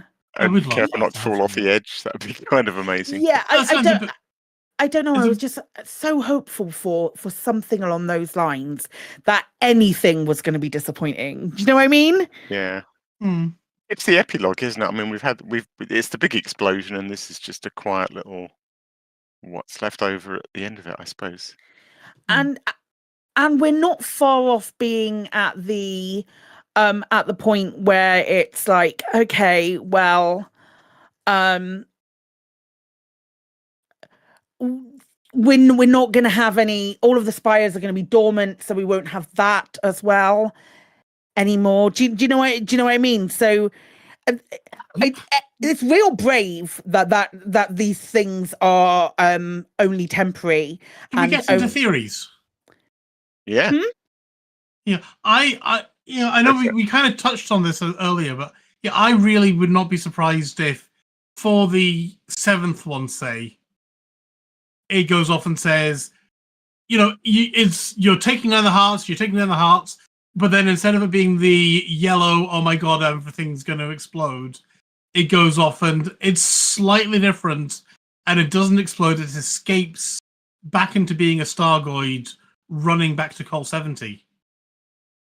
It is really interesting. There was a discussion on the forums that I'd sort of jumped in on this today about, on the one hand, and it's a fair point, I suppose, is people are saying, are the Titans really just going to sit there and take it as we, knock out 3 and then 4, and the other 2 just going to literally sit there and go, well, looks like we're fucked. Or, but on the other hand, the counterpoint for me is that there's still a lot of people that haven't loved the Thargoid content that's been the focus of the game for a year and a half. They've been wanting something else. I think they've been very patient. A lot of people have been out exploring. I think the lowering of the barriers has got a bunch of people in at the end who've gone, actually, this is pretty good fun. But even so, it has been a long old journey to get to the Titans and get to destroy them. And part of me just thinks, enough already, please let this be the end and then do something new.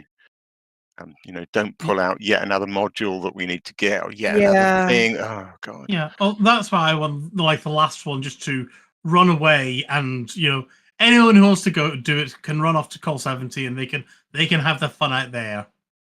And I don't. From a narrative perspective, I definitely prefer please kill it. I don't think that. Based on I'd be very surprised if that. Now, I'd be very surprised if that's something that happens. What? That if it retreats, I have the. Again, headcanon is weird, and the stuff that you personify these creatures a little tiny bit, in that I find myself going, okay, in this war situation, now that they're on the back foot and we've destroyed 2 of them, and we see them again. This might just be the way that I'm perceiving it, but I see them appearing to be, the lower it gets, it feels like they're more aggressive when you're within the Titan. It feels like they're ramping up the difficulty, or the how violent and how dangerous it is in there. It seems to get more the more hearts go down, like there's a desperation there. I can't see a retreat when that sort of that behavior is also happening. With them being like that. That could just be the way that I'm perceiving it, rather than it actually being accurate. But for the 2 times that I've been there, when the hearts have been a lot lower, it's more so. Chris?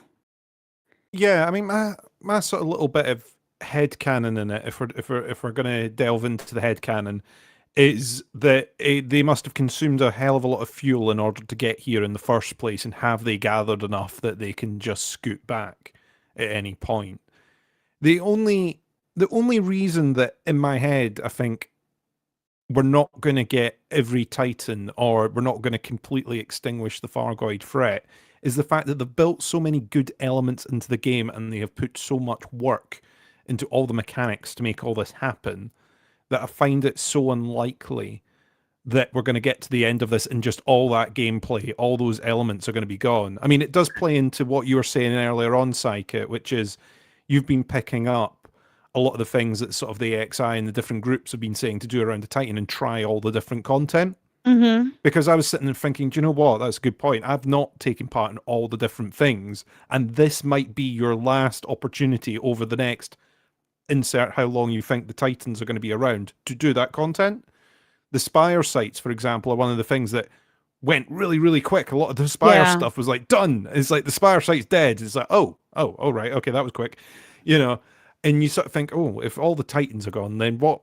All that content, all that stuff, you're not gonna use it anymore. None of the modules that you've gained, or or any of that. It's hard to. Yeah, it is hard to believe, isn't it? My only way of thinking that you would still maybe get something out of the Titans, and I don't know why, is sort of a bit similar to the big capital ships, where the big capital ships you take out the sort of heat exchangers and the shield generator, and then they'll jump away, and that's like you've done a round. That's and like a revised Titan when it comes back. Like a revised Titan, so you'll get as far as it ejecting its heat sink, and you'll maybe be able to take part in trying to get the hearts down again on it. But instead of it getting to, the final heart, and then it'll just nope out, and it'll come back again somewhere, so that loop is still available. I mean, it would also be a way that people could still get the participation stickers that Ben was talking about as well, potentially. But I don't know. I mean, it seems quite a big object to be doing that. Like the two theories that I have kind of fight against each other there. They don't have enough fuel in order to jump back, which is why they're going to sit and take it, because they've got no way of moving now. Or, okay, they have the ability to do it, but for some reason up until now, they've just been like, no, maybe we'll fight them back this time. That's a really good point, because they took fucking ages to get here. Like, those Stargoids existed long enough for Stargoid to make himself a Twitch account and get rid of it, Yeah, that's true. They're not as fast as the buckyballer coming from Sajay, that's for sure. 100%. And they took some time to get here, and as they got closer. So maybe that's another reason why they won't retreat, is because they were one-way journeys. It took that much energy for them to get here. It took so much energy, they dragged asteroids with them that they passed. Do you know what I mean? And with all of that, they moved forwards as forward bases of operations, which also then begs the question, is that it? Is there something else now? To which I hear every person who doesn't enjoy like the Thargoid content or hasn't involved themselves in the Thargoid content go, oh God, please no, I think started to all this, and what Chris is saying about the end of all this as well, is we're sort of talking about it a little bit like it's going to be in the next couple of weeks, and that will lead us on to our question of the week, of course. But it's not, is it? It's going to be quite a long time, I think. Nah. Yeah, I agree with you. I agree with you entirely. It's weird.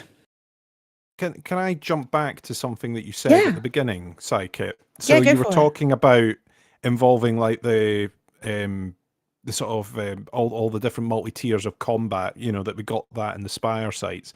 And I kind of agree with you that I feel that's missing a little bit with the Titan. And I don't know, like in my head, I wasn't sure if the Titan would start to try to move and would then sort of blow up as it heads towards a planet, and we'd maybe get some wreckage on the ground and some wreckage in space, some sort of mixed environment thing. That's kind of a little bit of what I was hoping for in my head, but probably slightly too ambitious for what is doable. We're getting, because we get to view the explosion live. Okay, you're not, you're not sticking around, you're getting pushed back by the wave, and then you're kind of locked out for a little bit before you can go back in. But we're getting to watch that live, where I don't think we would get to see the Titan sort of get up and go and crash into a planet live. And that was kind of what I had in my head, because then that would give you something on foot that you could jump around and look at. But it would also give you some space debris to attach your limpets to, and use your mining beams to cut lumps out of, and it would have given you that sort of mixed environment. If they weren't blooming ammonia worlds that we can't land on, I'd have a little shred of hope that that might happen, but I don't know. It's such a shame. I always there's a couple of great sort of salvaging scenes. One at the beginning of Visit the Force Awakens, when she's just And also right at the beginning of Guardians of the Galaxy, when he sort of goes into the wreck to get that orb thing. And I've always Yeah. loved the idea of doing something like that in Elite, where you're salvaging some vast crashed thing, like one of our space stations or one of these Titans that you can just go exploring around and it'd be amazing. But maybe the game's just not up to it. I don't know. There's the building. So all of the Titans are in orbit around ammonia worlds. Yeah. Right. So if they crash into an ammonia world, we can't land on it anyway. So Yeah. they've world built with this ammonia world, and the Titans. Obviously, the Titans will be next to an ammonia world because we know from reading the Codex. I think I will defer to Kate. We know from reading the Codex that the Thargs are ammonia based, or they enjoy ammonia. They like ammonia. So, but in doing that, in having all of that world building, we now can't have the Titans crash onto those planets because we can't get to those planets. We can't land on them. So until we get a Python Mark II. Yeah. Until we get a Python Mark II. Yeah. But they're all going to be dead by then, because we're going to have to kill all 8 of them in order to get the Python Mark II. That's a lie. Before anybody thinks that that's the case. That's the 8th reward. You get a Python Mark II. That's what the final reward is. And if you haven't killed all 8 Titans, no Python Mark II for you. It's more exclusive than a Cobra Mark 4, 3. One of them, the one that you can't get. That one. Do you think Titan drive components or whatever they're called are interesting? Are you? I think they're going to be the thing. Are they the one new thing that's in there? Cysts, aren't cysts new? The yellow things. Well, for some of us. Spicy. I'm so sorry. The cysts on you. What can you get from cysts? Are they is it just like a component that you pick up? Or I didn't really fuck about in there. I just went in there and went, oh, that's it, and then I turned around. Yeah, the cysts are like big, glowing, bright yellow globules that steam and smoke and don't look remotely pleasant. I think they're new. I don't think I've seen those before. I think it sounds new. I've not heard of a cyst before, which what lovely terminology. It is quite grisly, but yeah, the Titan drive things are the things that have got people excited. But I think you're right. We're probably going to have to collect a bunch of those to build a so Python Mark II. I don't know. So I think it's probably going to be. I think the Titan drives are going to be really important, and I wonder. We were discussing it. Discussing it earlier, and there were suggestions along the lines of it being something that would help you avoid Thargoid interdictions. Something along those lines. Yeah, actually, Ben was when Ben was talking last week about jumps and things. To do with what the Python Mark II might be able to do. I sort of had a thought forming in my head. I never quite managed to get it out on last week's show. And then actually Tony on Guard Frequency has absolutely crystallized and nailed what I was thinking. And it seems right to me, and it seems kind of obvious in a way, that what the Python Mark II and the other variants coming this year are going to be able to do is utilize those drive components. Like when we jump to a system, we can only appear at the star, but Thargoids can pretty much materialize wherever the hell they damn well please. They're not tied to the main star of a system. So the thinking is that we will have a new jump drive in these variants that will let us jump to any body in a system, not just the main star, which we can already route to. So you wouldn't need any more routing at all. You plot your route, but instead of appearing at the star and then super cruising, you just appear at the planet you've routed to.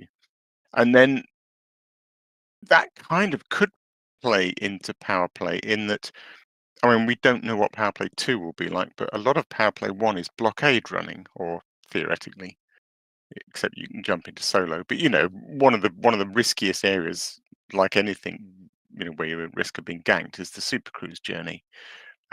So if the Python Mark II and the variants can cut the super cruise journey out, then that would be a huge advantage in potentially in power play. So it's interesting. There's really something coming together there. Yeah, no, I like that. I like that. I mean, I do like the idea of that thing for us lazy pilots that want to get to Hutton really quickly. But will that not defeat the purpose if you bring in a mechanic? So you go, we're going to do new power play, and in new power play, you're going to have to make sure that you're able to run a blockade and control systems and do all that. Anyway, by the way, we've introduced 4 ships that run past your blockade. Yeah, and because we've had no ships for quite a while, everyone is going to be flying those ships because they're very excited and they're bored of using the ones that they were using for a while. So we're going to all jump into these new super fast to get into the system ships and bypass that content. And so if there is something to this theory, then these ships need to be terrible at something else. That's what I can think, is there has to be a trade-off. They need to be terrible at something else. Maybe a limitation. I mean, in my head, I was like, you could jump to any star, maybe. You know, so like the star is still the navigation point. So you can jump to the nearest star rather than just, I want to go to Lave, boom, you mean outside jump to Lave. secondary stars? Yeah, so you could jump to secondary stars in the system. So that, because that's still like a navigation point that you'd be able to see at distance in order for you to jump, rather than I want to be at Lave, boom, here I am, Lave, done. You know, because I mean, it takes out so much as sometimes I see a very long Super Cruise distance and it makes me want to cry. You know, but you know, you can put Netflix or a podcast on, or you can listen to Lave Radio, and it's fine. Yeah, don't do that. You can get there. You'll get there in the end, right? You can listen to Black Diamond FM.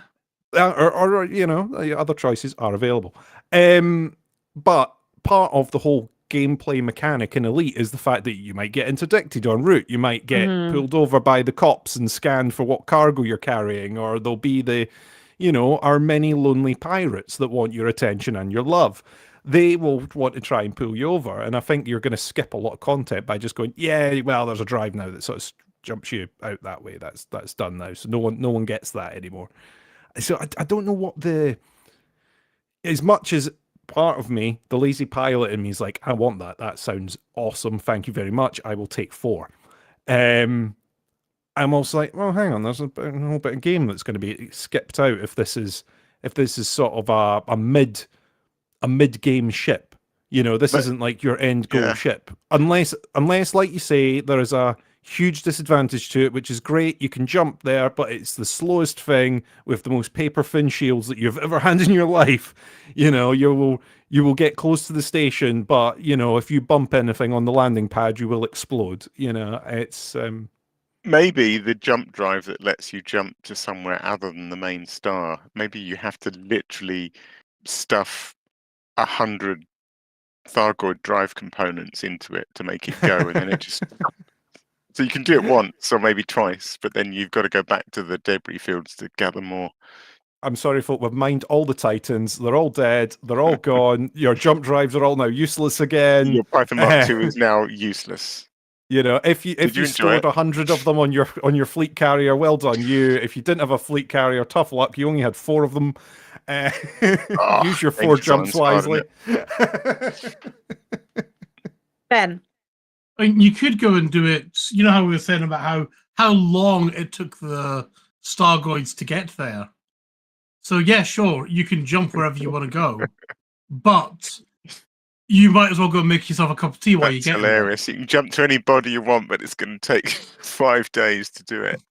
It's the equivalent of the ship transfer time. You may as well just fly.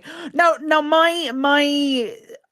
my issue with all of that is it's a great idea in principle to like have these ships doing this one thing, but it kind of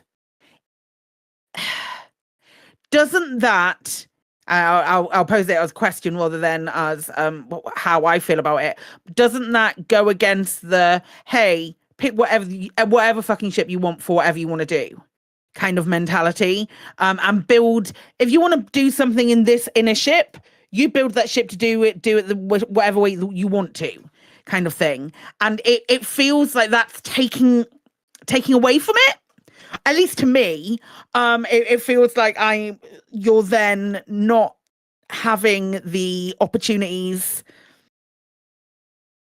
I don't know. I mean, you're right, but that's a given, isn't it? Pretty much, they've stated almost categorically that they have a new capability. So I wonder if it's going to be as the ships come in, they also bring a module with them.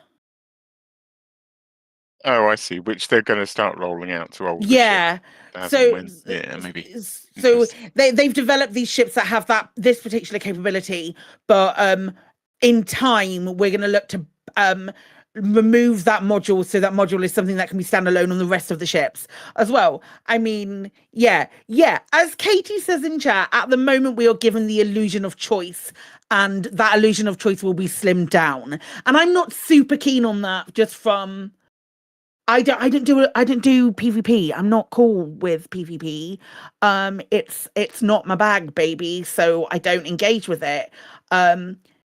I don't want to feel forced to buy a Titan because of this special capability. Not a Titan, buy a Python Mark II because of this special capability that it has.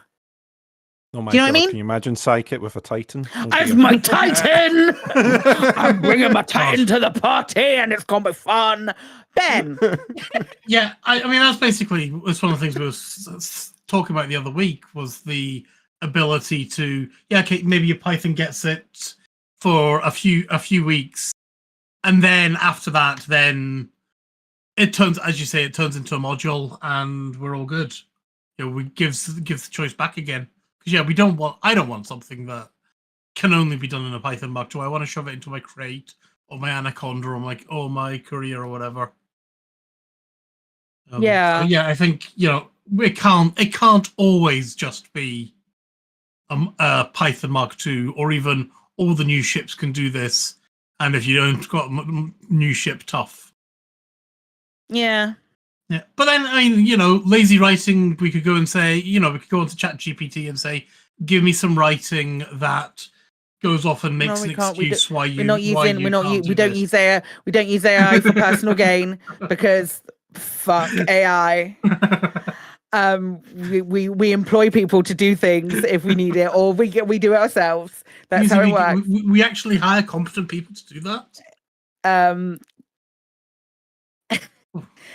or vaguely competent people. I mean, I don't know. It's an interesting concept. Do we think?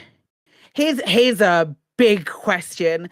Do you think that, let's say hypothetically, either the remaining Titan or the last couple of Titans retreat, or or the Thargoid War as we know it draws to its conclusion, let's say, whichever way it goes, as we know it with these Titans, do we think that these Titans were the best that the Thargoids had to offer? Or do we think these are like the mid bosses and then we'll get the end boss right at the end, and it will be one big, all like 8 Titans mushed together that you have to fly right into the center of? Wow, like we had the scream, and then Sojane interpreted it as we see them, we're coming. Yeah. And then there'll be another even louder scream, and the interpretation will be, right, Mum and Dad are on their way. Sort of the Independence Day 2 sort of thing, where there's the even bigger mothership that they all are dispersed from in the first place. I don't think we're gonna get any more now, because I hope not. I mean, they've really advertised this as like, this is the end, that you've reached the end game now kind of thing. If they suddenly turn around and go, even more Titan, you'd be like, oh God, okay, what now? Titan 2 Electric Boogaloo right now. Yeah. And this is why I like the idea of them running away, so that you want to go and play with the Thargoids. Go play in Col 70, there'll be Spires, there'll be a Titan, and, the Titan will just keep floating around Col 70, and that's fine. For like 20 minutes, and then AXI will be like, yeah, no, we've dealt with it, mate. It's gone. If AXI have done that, but, it's always in that area. Yeah, I get you. I get you.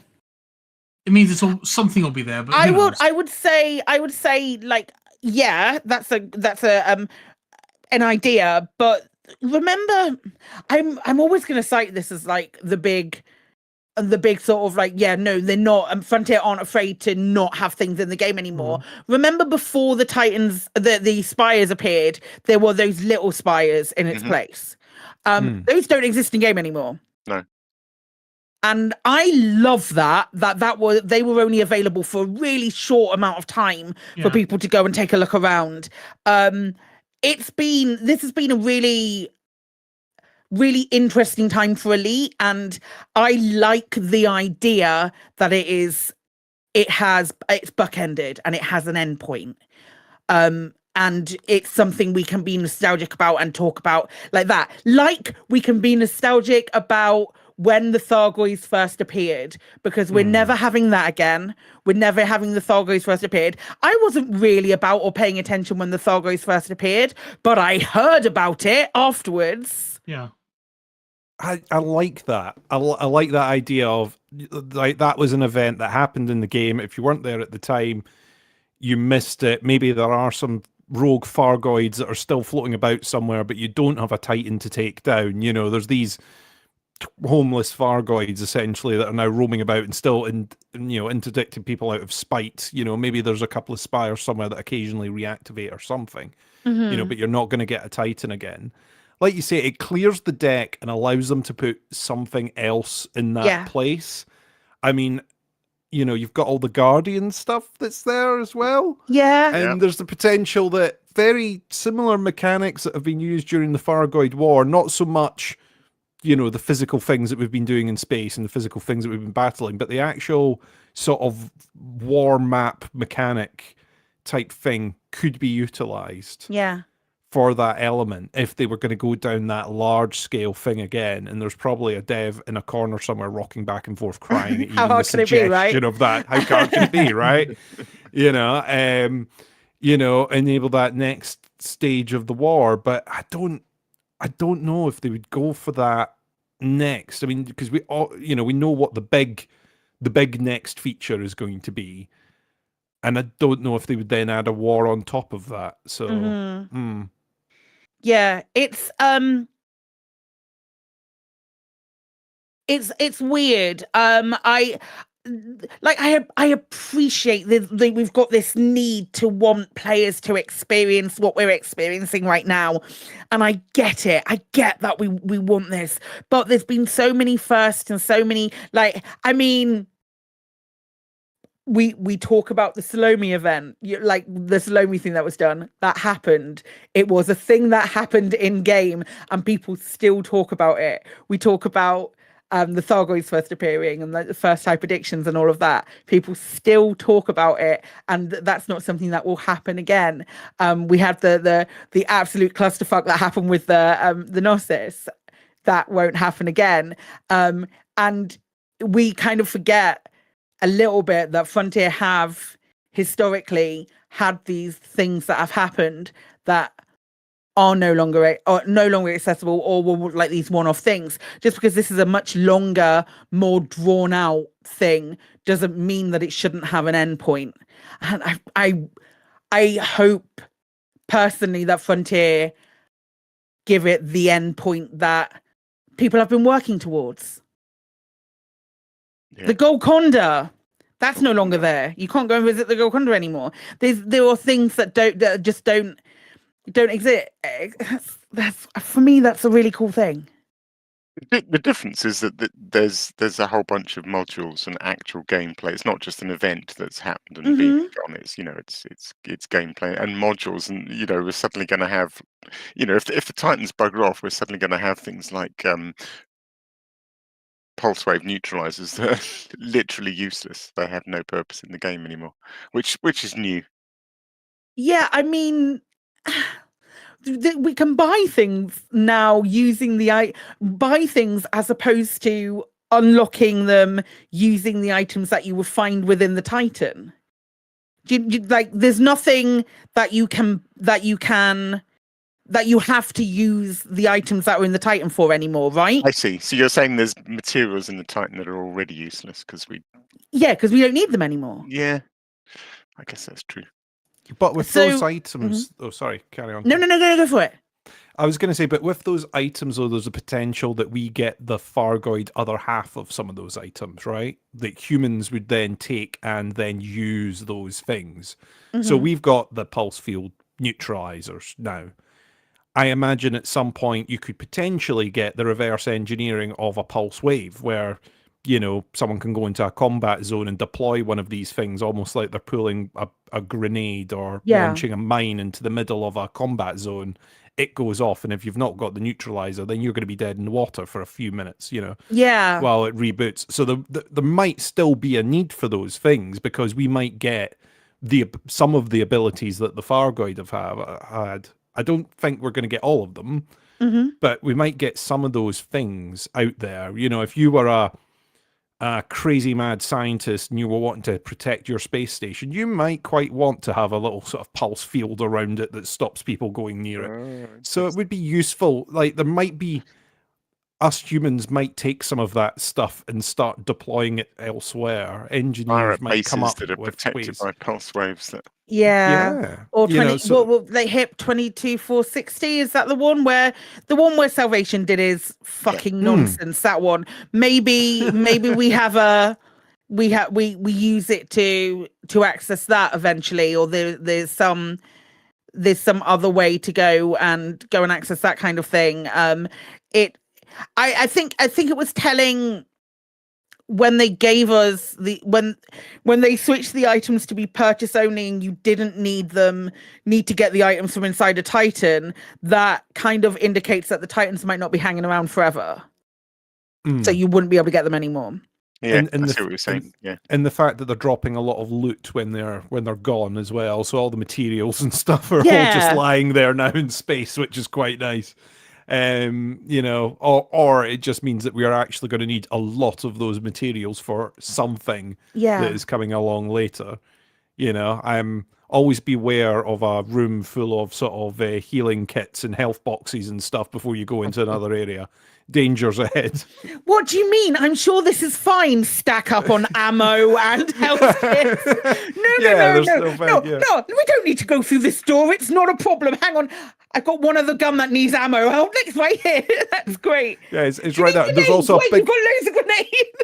There's also a big minigun and a rocket launcher over there. You know, you might want to pick those up. Just FYI. Convenient. You know? What? And I'm healed to 4. Oh my god. Oh man, how convenient is that? That's wild. Yeah.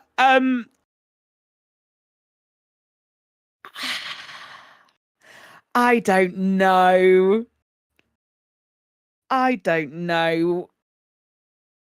We've covered a lot of ground there. We have. We've talked about a lot of stuff. It's I don't I'm coming back around to thinking we're just never quite gonna get rid of them all. Do you not? I think maybe the last couple will just be so tough that, you know, their forces be so concentrated. Well, okay, who knows what the player base is capable of? But I wonder if that's what Frontier are banking on. That'd be awkward, wouldn't it? If they were banking on us never quite getting the 8th one down and we manage it. Can you imagine? No, we'll definitely do it. The main question is, though, how long it will take us to do it. Which was what we asked on Sunday even, when Chris was rudely not doing his show. On our question of the week, we asked on Sunday, every Sunday we whack out a question of the week. It's normally at some point between 12 and 2 UK time.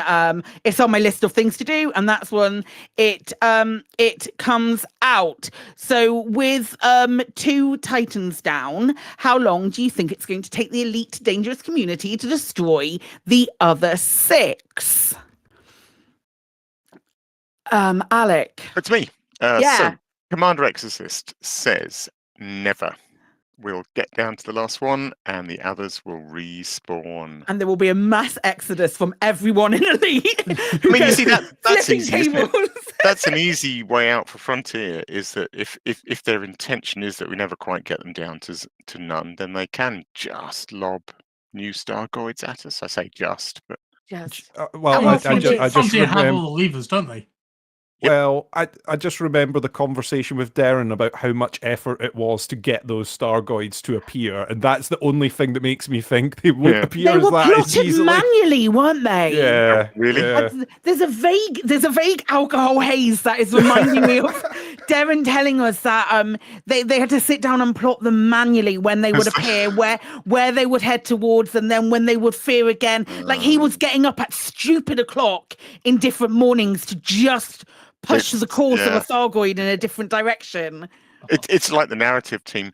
They've let the man whose job was to move the Stargoids go, so there's nobody left. That's it. He fired the pilot.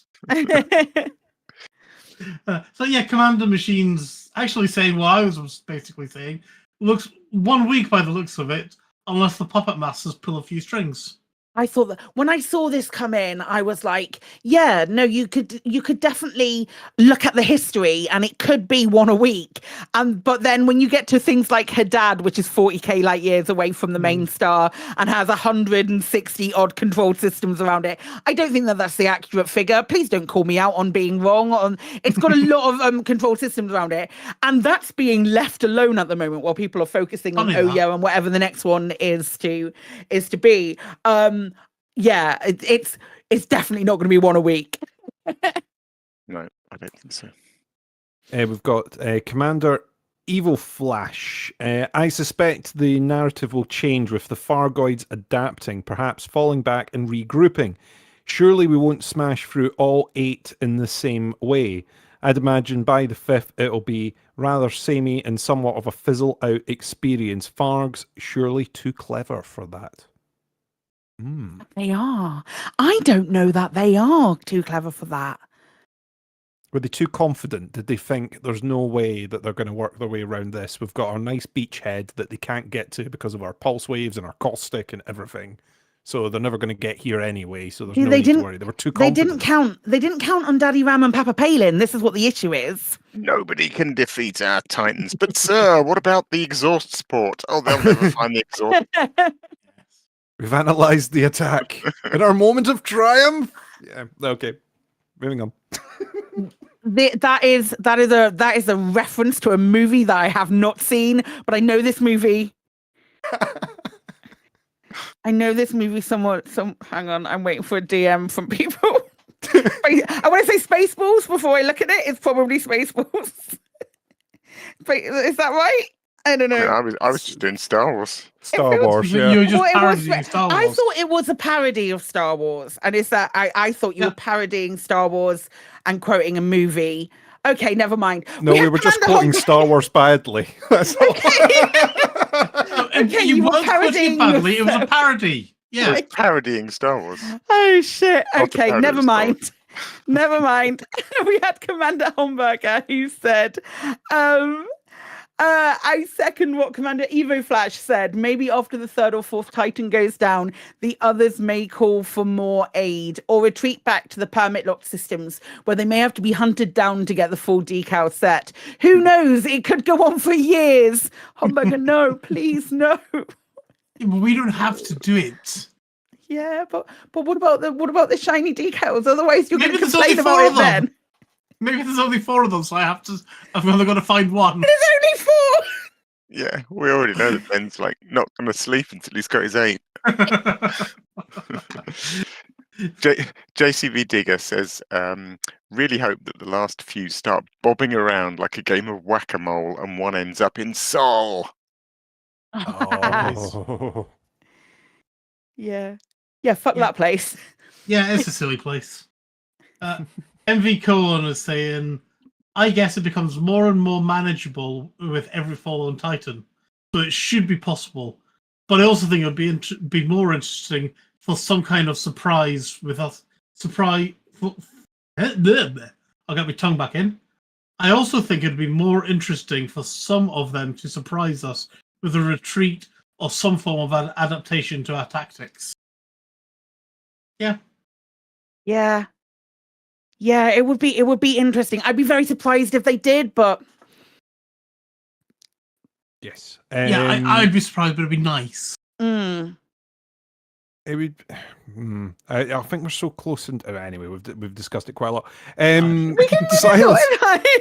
Sorry. We can talk. It's fine. We can talk. You can comment on what they've said, Chris. It's fine. It's fine. Yeah. No, I think there's definitely room for them to adapt. I don't know whether they will or not. I think what you've said already is probably right. Like our supply lines are going to be drawn a little bit once we're getting out to some of the farther away Titans. Unless they start moving some of the support ships about and all that different stuff to make it a little bit easier for us to get in there and respawn and whatnot. But we can be organised with fleet carriers and things. Can I ask the question of when we've been fighting Leigone, those of us who did fight Leigone, I think it might have been all of us. How many times flying from the main star to Leigone would you say on average you got interdicted? Jesus. 3 to 5 times? 3 to 5 times. Okay. Yeah, I'd go with that. 3 to 5. Okay. Yeah, I would agree. It's around that sort of figure. That's 2,500 light seconds away, right? Oh God, I know where you're going with this. Haddad is 40,000 light seconds away. I just want to let you think about this for a moment, and just let that settle in. Potsy in Twitch is saying about 8573628 59372 times. Yeah, so all right. Maybe we'll need the Python Mark II's inter-system jump capability to. Absolutely. Maybe this is why we need the inter-system jump capability to get there very, very slowly. Exactly. We have one from Silas Resi. It'll be done before Too Hot, Too Messy is completed. That is probably fair. But probably after LCU, No Fool and his buds have somehow incinerated half the galaxy for science. I'm sure the last Titan falling won't be the end of Farg and his merry insectoid pals bothering us. That's a very valid point. LCU will destroy the galaxy before anybody else. It's a valid point, expertly made. Happy Moon Monkey says, Professor Palin is going to discover the secret of the Titan drives after we've collected and delivered a bunch of mats for a CG. In turn, we'll create a new drive for our ships.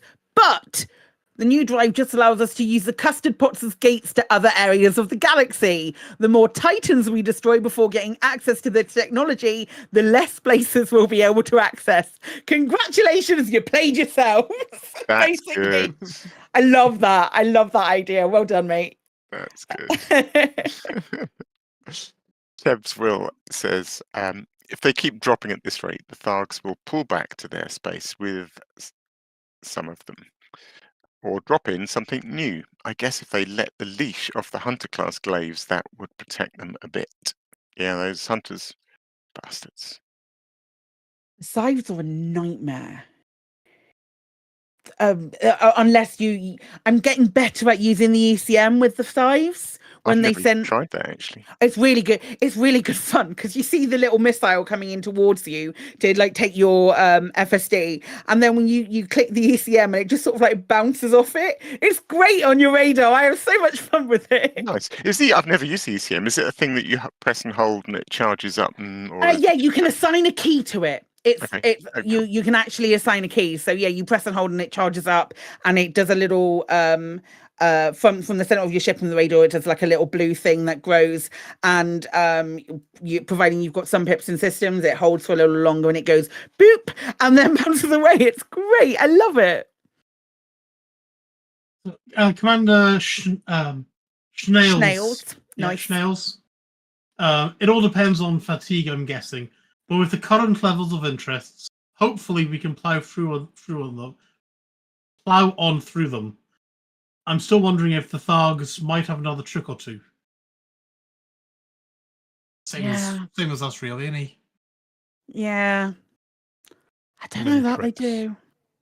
I don't know. I don't know.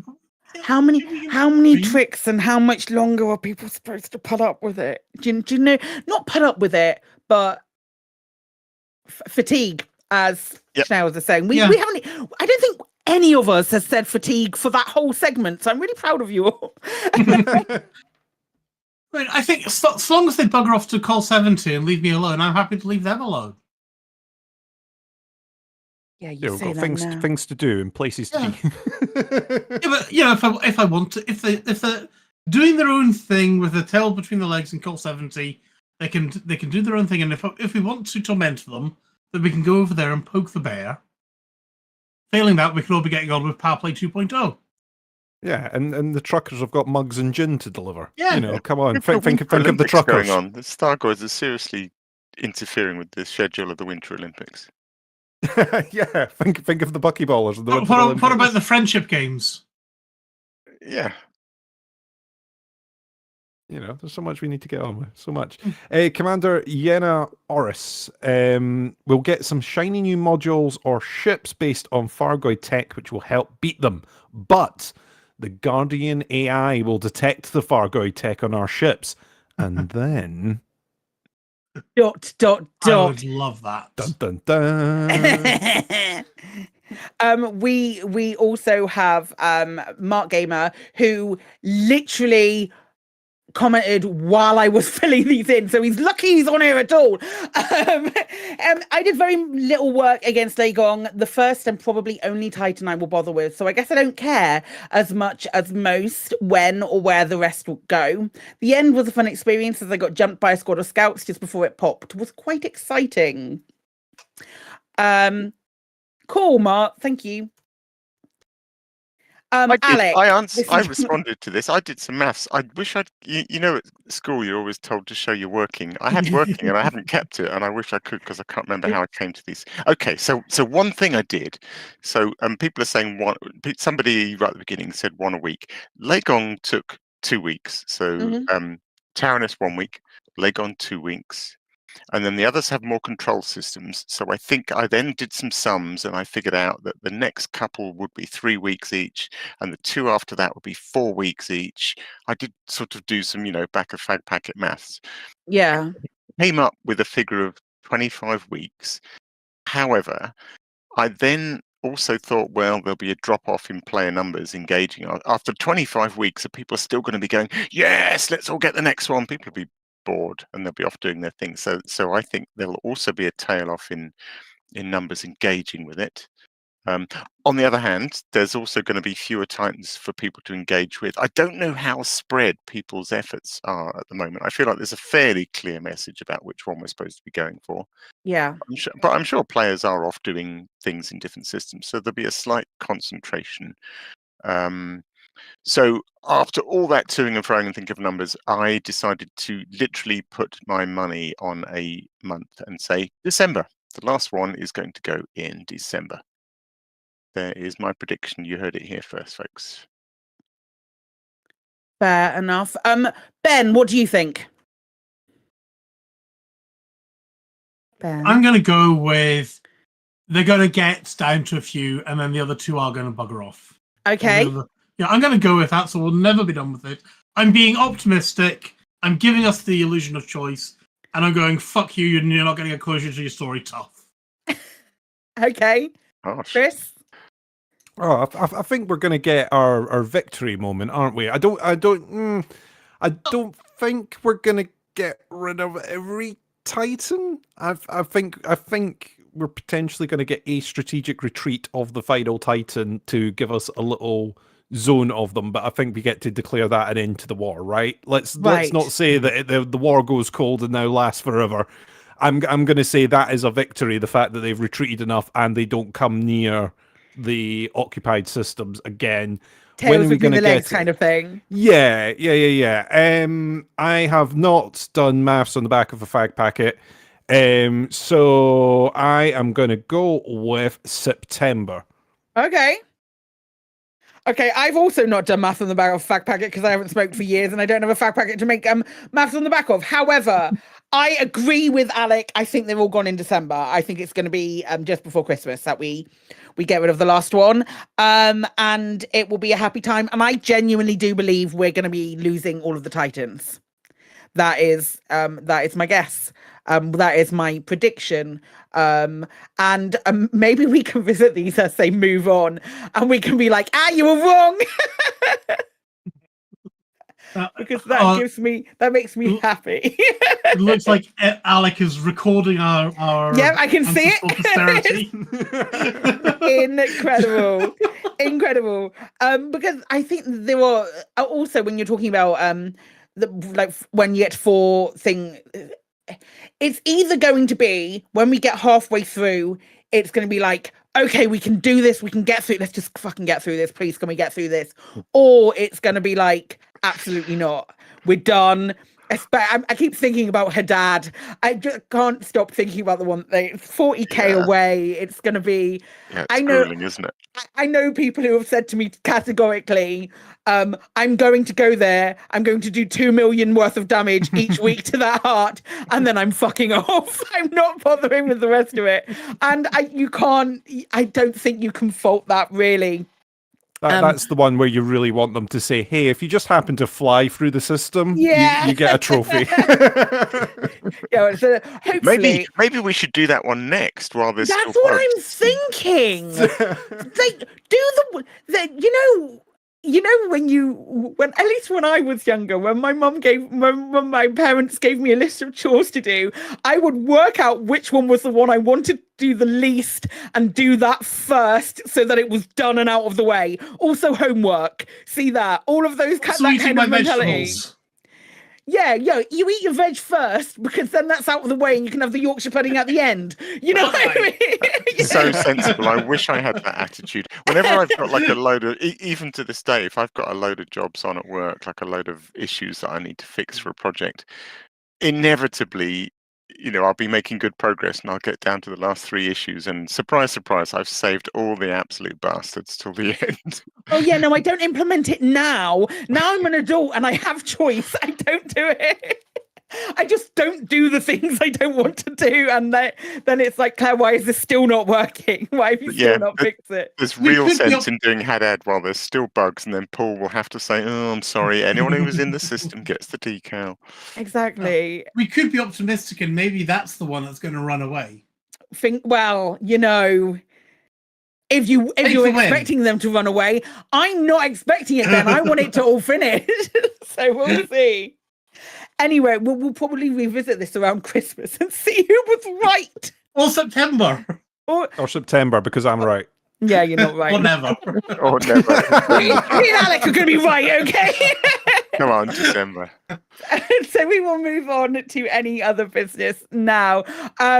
The Dex Legacy Season 2 returns with an explosive and thrilling adventure, Interlude 6, No Harm Done, which premiered tonight on Lave Radio. You can find further information at thedexlegacy.com, including links to the paperback book, The Dex Legacy Season 1, collected scripts and commentary by Emily Inkpen, and also the complete Season 2 in HD audio. A couple of other bits here. Kyokan, who you may remember from such games as Deliver Us the Moon and Deliver Us Mars, also from the beginning of this podcast when I spoke about them. They released a tweet last week, and they have announced what they would like their next 5 games to be. A lot of them are Deliver Us based. The final game in the trilogy is Deliver Us Home. There's also there's a Fusions project, which is something that's mentioned, which is a spin-off of Deliver of the Moon. And then there's Deliver Us VR, which is a spin-off of Deliver Us Mars. And then there's a couple of other games that they mentioned as well. They've pitched these games to many publishers, and they are yet to have achieved a publishing target. So please comment, please do the thing where you click on the tweet in the show notes and go and share it as best you can. Any little helps. They're an amazing company and I love them very, very much. Or also you can buy the games to give them support too, because they're great. The games, I think, are currently on sale in the Steam sale. If you haven't played them already, they're great. It makes me upset that Frontier Foundry doesn't exist anymore, because I really want them to do the thing. Anyway, amazing games, amazing company. Please spread the word, because they are wonderful. Next thing, Starship Simulator. Starship Simulator, the Kickstarter for Starship Sim launched today. There is a link in the description. You've probably seen some Elite Dangerous content creators. I know the Burr Pit, I've done a lot with them. I know Crispy. It's glorious. Crispy Tater Tot did a lot with them. I've played a fair amount of it. I think it's phenomenal. The Kickstarter has launched today. It is doing well at the moment. It's doing very well because our space nuts are absolute bonkers. It has done well so far. It is as of right now, it's about 33, about a third way, I would say, and it's still got 30 days to go. I just watched it go up as I was looking at it. It's great. There's a lot of the rewards seem really cool as well for it. So yeah, Starship Simulator Kickstarter launched today. Check it out if you feel like backing something that looks pretty awesome. Finally, this week is Retromania, which is part of the week of engineering and architecture at the University of Zaragoza. And friend of the show, Mac Winston, has been press ganged into doing the retro concert. Being the 40th anniversary this year of Elite, it will feature a selection of music from Elite in the past, mostly FE2 and FFE, along with one of their Mac's own compositions, which he's going to be singing. If you are in Zaragoza in Spain, I'm sorry if I'm butchering that pronunciation of the place. The retro concert will be downstairs at Cafe Depeche Rock at 9 p.m. this Thursday. So that is the 21st. In a place that is Spanish, but you can find it in the show notes. I'm not going to pronounce it and sound like an idiot. Does anybody have a Mostly Clueless? I thought I did, but I don't. Did as well. Well, we spoke today on stream. I was curious. So I seem to recall that when you went into the livery and you were thinking about buying yourself some new paint job or something, I thought you could press a button and then you would be able to rotate your ship. I'm sure I remember doing that. You could spin the ship round and see what your paint job looked like from different angles. And then you suggested, in fact, a few people, I think, in your chat suggested that only happened if you went into the livery from the main menu. And I tried it just before the show thinking, aha, this will be a Mostly Clueless, and it doesn't work. Oh, right, okay. So I don't know how you do that. But no, it doesn't. No, Little Big Yin saying from the main screen didn't work for me. Weird. Could not Okay. rotate my ship. Well, I'm sure we'll figure it out at some point. So in which case, we'll move on to the shout outs. There's a specific livery bit and you have to bind keys and stuff, apparently. Okay. I might take a look at that. Okay, we'll move on to that the would be shout the way out. Frontier would do it, wouldn't it? I mean, there's a rotate Yeah. key for this and there's a rotate key for that. It's not just one place in the bindings, rotate. It's like every single damn thing you want to rotate, you have to say it in 10 different places. So I could well Yeah. imagine there being a section in the bindings for livery rotate. Yeah. Yeah, probably. Sorry. I've thrown you off your stride. Yeah, you have. Sorry, 2 seconds. Right, okay, shout outs. We're on shout outs now. This is where we are. Our sister station, Hutton Orbital Radio, broadcasts on Thursday from 8:30 p.m. UK time. You can tune in at twitch.tv/Hutton Orbital Truckers or for just the radio at radio.forthemug.com. For the discerning commander who likes a bit of CQC action, check out the CQC Discord at discord.me/Elite Dangerous CQC. We're also giving shout outs to the following Elite Dangerous podcasts, which have appeared over the last year or are standard regular contributors. That's not the way that word sounds, but never mind, it's fine. The Guard Frequency, who do other space games, and Loose Screws. We also have our friends at the Elite Dangerous, who, if you can speak French rather than letting the funky music do the talking, you can listen to them on their their channel as well. They have a podcast and they're great. Following this, we do have the latest Galnet News Digest as provided by Commander Wotherspoon and Commander Beetlejude. Thank you so much to those who have chipped in on Twitch chat and our in-game commanders. Chris, who have you had? We have had Andy Sharp 42, Epaphras, Real Merle, and Baron Von Noodle. Incredible. Special thanks to Commander Tokoso, JN Trax, and Alan Stroud, who created the music used on the show. That's it for another episode of Lave Radio. If you would like to get in touch with the show, then you can find contact links in the home/contact us menu of the laveradio.com website. Do let us know if you have any questions or if there's anything you'd like us to discuss in a future episode. Lave Radio is recorded live on a Tuesday evening at 8:30 p.m. UK time and streamed out at laveradio.com/live. Thanks to Ben. I better turn my microphone on, say goodnight, hadn't I? Good night. Thanks to Alec. Thank you. Night all.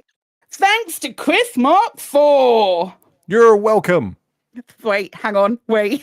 My brain short-circuited then. And special thanks to today's tech specialist. I love you, Chris. You're welcome. That's not what I said. So, just to clarify, thank you, husband Chris, who I do indeed love. Is that really weird?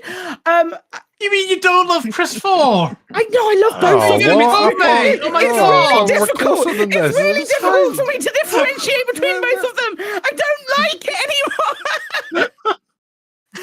Don't worry, Chris, I love you. No, I love them both. They're both great Chris's, and I'm proud of both of them for all that they do. But one of them I live with. Until next time, commanders, fly safe. And if you can't do that, fly dangerous.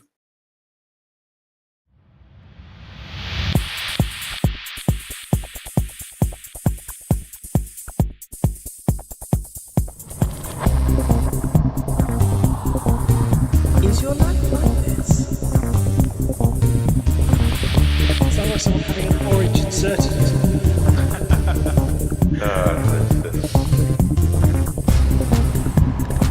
You need a safe word. Space can be lonely.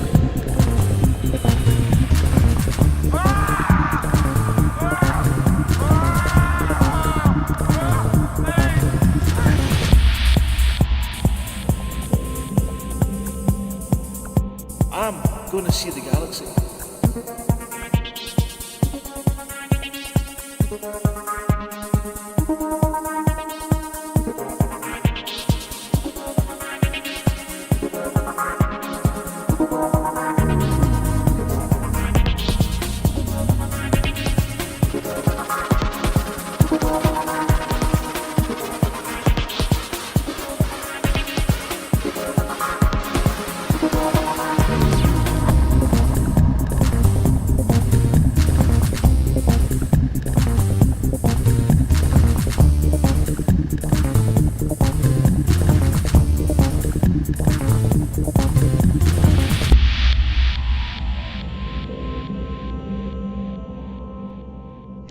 Damn it.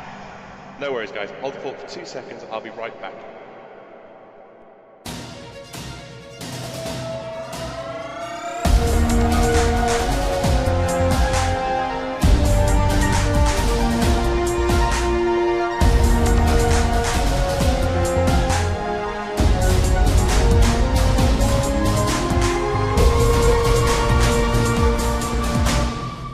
Galnet News Digest, 19th of March, 3310.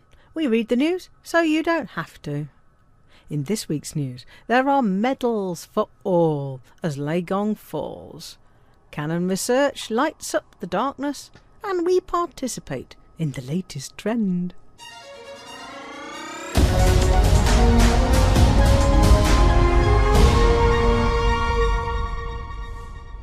Following the destruction of Thargoid Titan Leigone, the Pilots Federation has once again decided to award medals to all commanders who visited the system, and to waive the requirement to inflict damage upon the Titan heat core. Jade Sanderlin, Vox Galactica's opinionated commentator, gave what the winking cat described as a xenobituary for the fallen Titan, describing how its heat core succumbed to a sustained bombardment over the 3 days from Thursday to Saturday. Once again, there was a 24-hour evacuation period during which the Thargoid interceptors, hunters and scouts left the overheating Titan, and commanders rescued as many hostages as possible before Titan Leigone exploded on Sunday evening. Aegis has said it's delighted that Professor Palin and Ramtar's joint invention, the nanite torpedo, has proved so effective in forcing the Titan to expose its vulnerable heat core. The Pilots Federation has acknowledged that some commanders have experienced problems with the Titan's heat core becoming unresponsive to attack, and has generously agreed that all participants will be awarded the decal and the Thargoid Carapace-themed Cobra Mark III ship kit. Those who actually inflicted damage on each of the 8 hearts earned 100 arcs per heart. In future, to earn the cosmetic rewards, commanders will have had to inflict at least 2 million credits of damage on the Titan heat core in the week leading up to the Titan's destruction. However, before the next Titan, Oya, can be destroyed, it may take several weeks to fight off the Thargoids in the 33 systems it still controls. The wreckage of Titan Leigone is not yet safe to enter. However, scavengers have been busy in the wreckage of Titan Tyrannus, rescuing a selection of rare items and materials, some of which are being used to keep the fast food chain McThargoids stocked with alien hearts and other choice offal.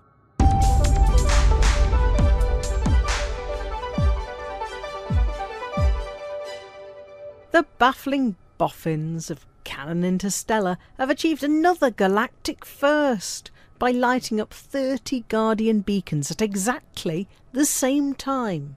This scientific endeavour was attempting to discover whether activating all the beacons at once might reboot the Thargoid AI and fill the galaxy with millions of Guardian spaceships that would be naturally on our side and would eliminate the Thargoids once and for all. Or that Salvation's consciousness would be awoken and that he would return to lead humanity to victory against the Thargoids. Oh, well, they were at least hoping for something. What they got was a lot of fizzing blue electrical stuff and a stack of predominantly blue photographs. Nothing happened, which is at least a result to carefully record. But it's not going to get the scientific papers clamouring for an article. Or perhaps something did happen. Observers were keen to note that the beacons were lit at 20:30 on Saturday the 16th. Just over 30 minutes later, Titan Leigone overheated. Could it be that it was not, after all, those hundreds of brave pilots who'd been shooting away at the heat vents and the heat core for 3 days, but in fact the magic influence of lighting up 30 Guardian beacons thousands of light years away that caused Leigone to explode? Who can possibly know?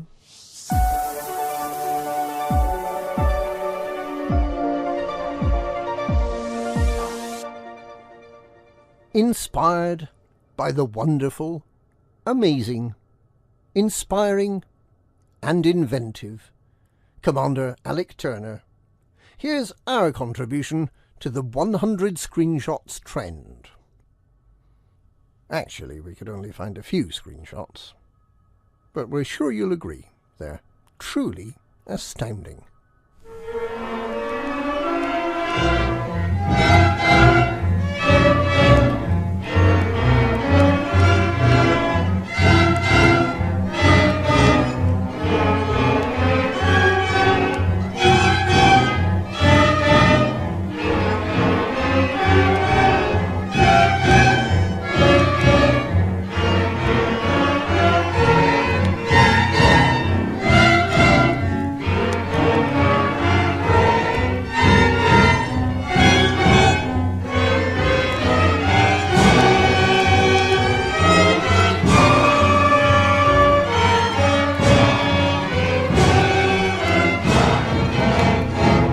And that's this week's Galnet News. Galnet News.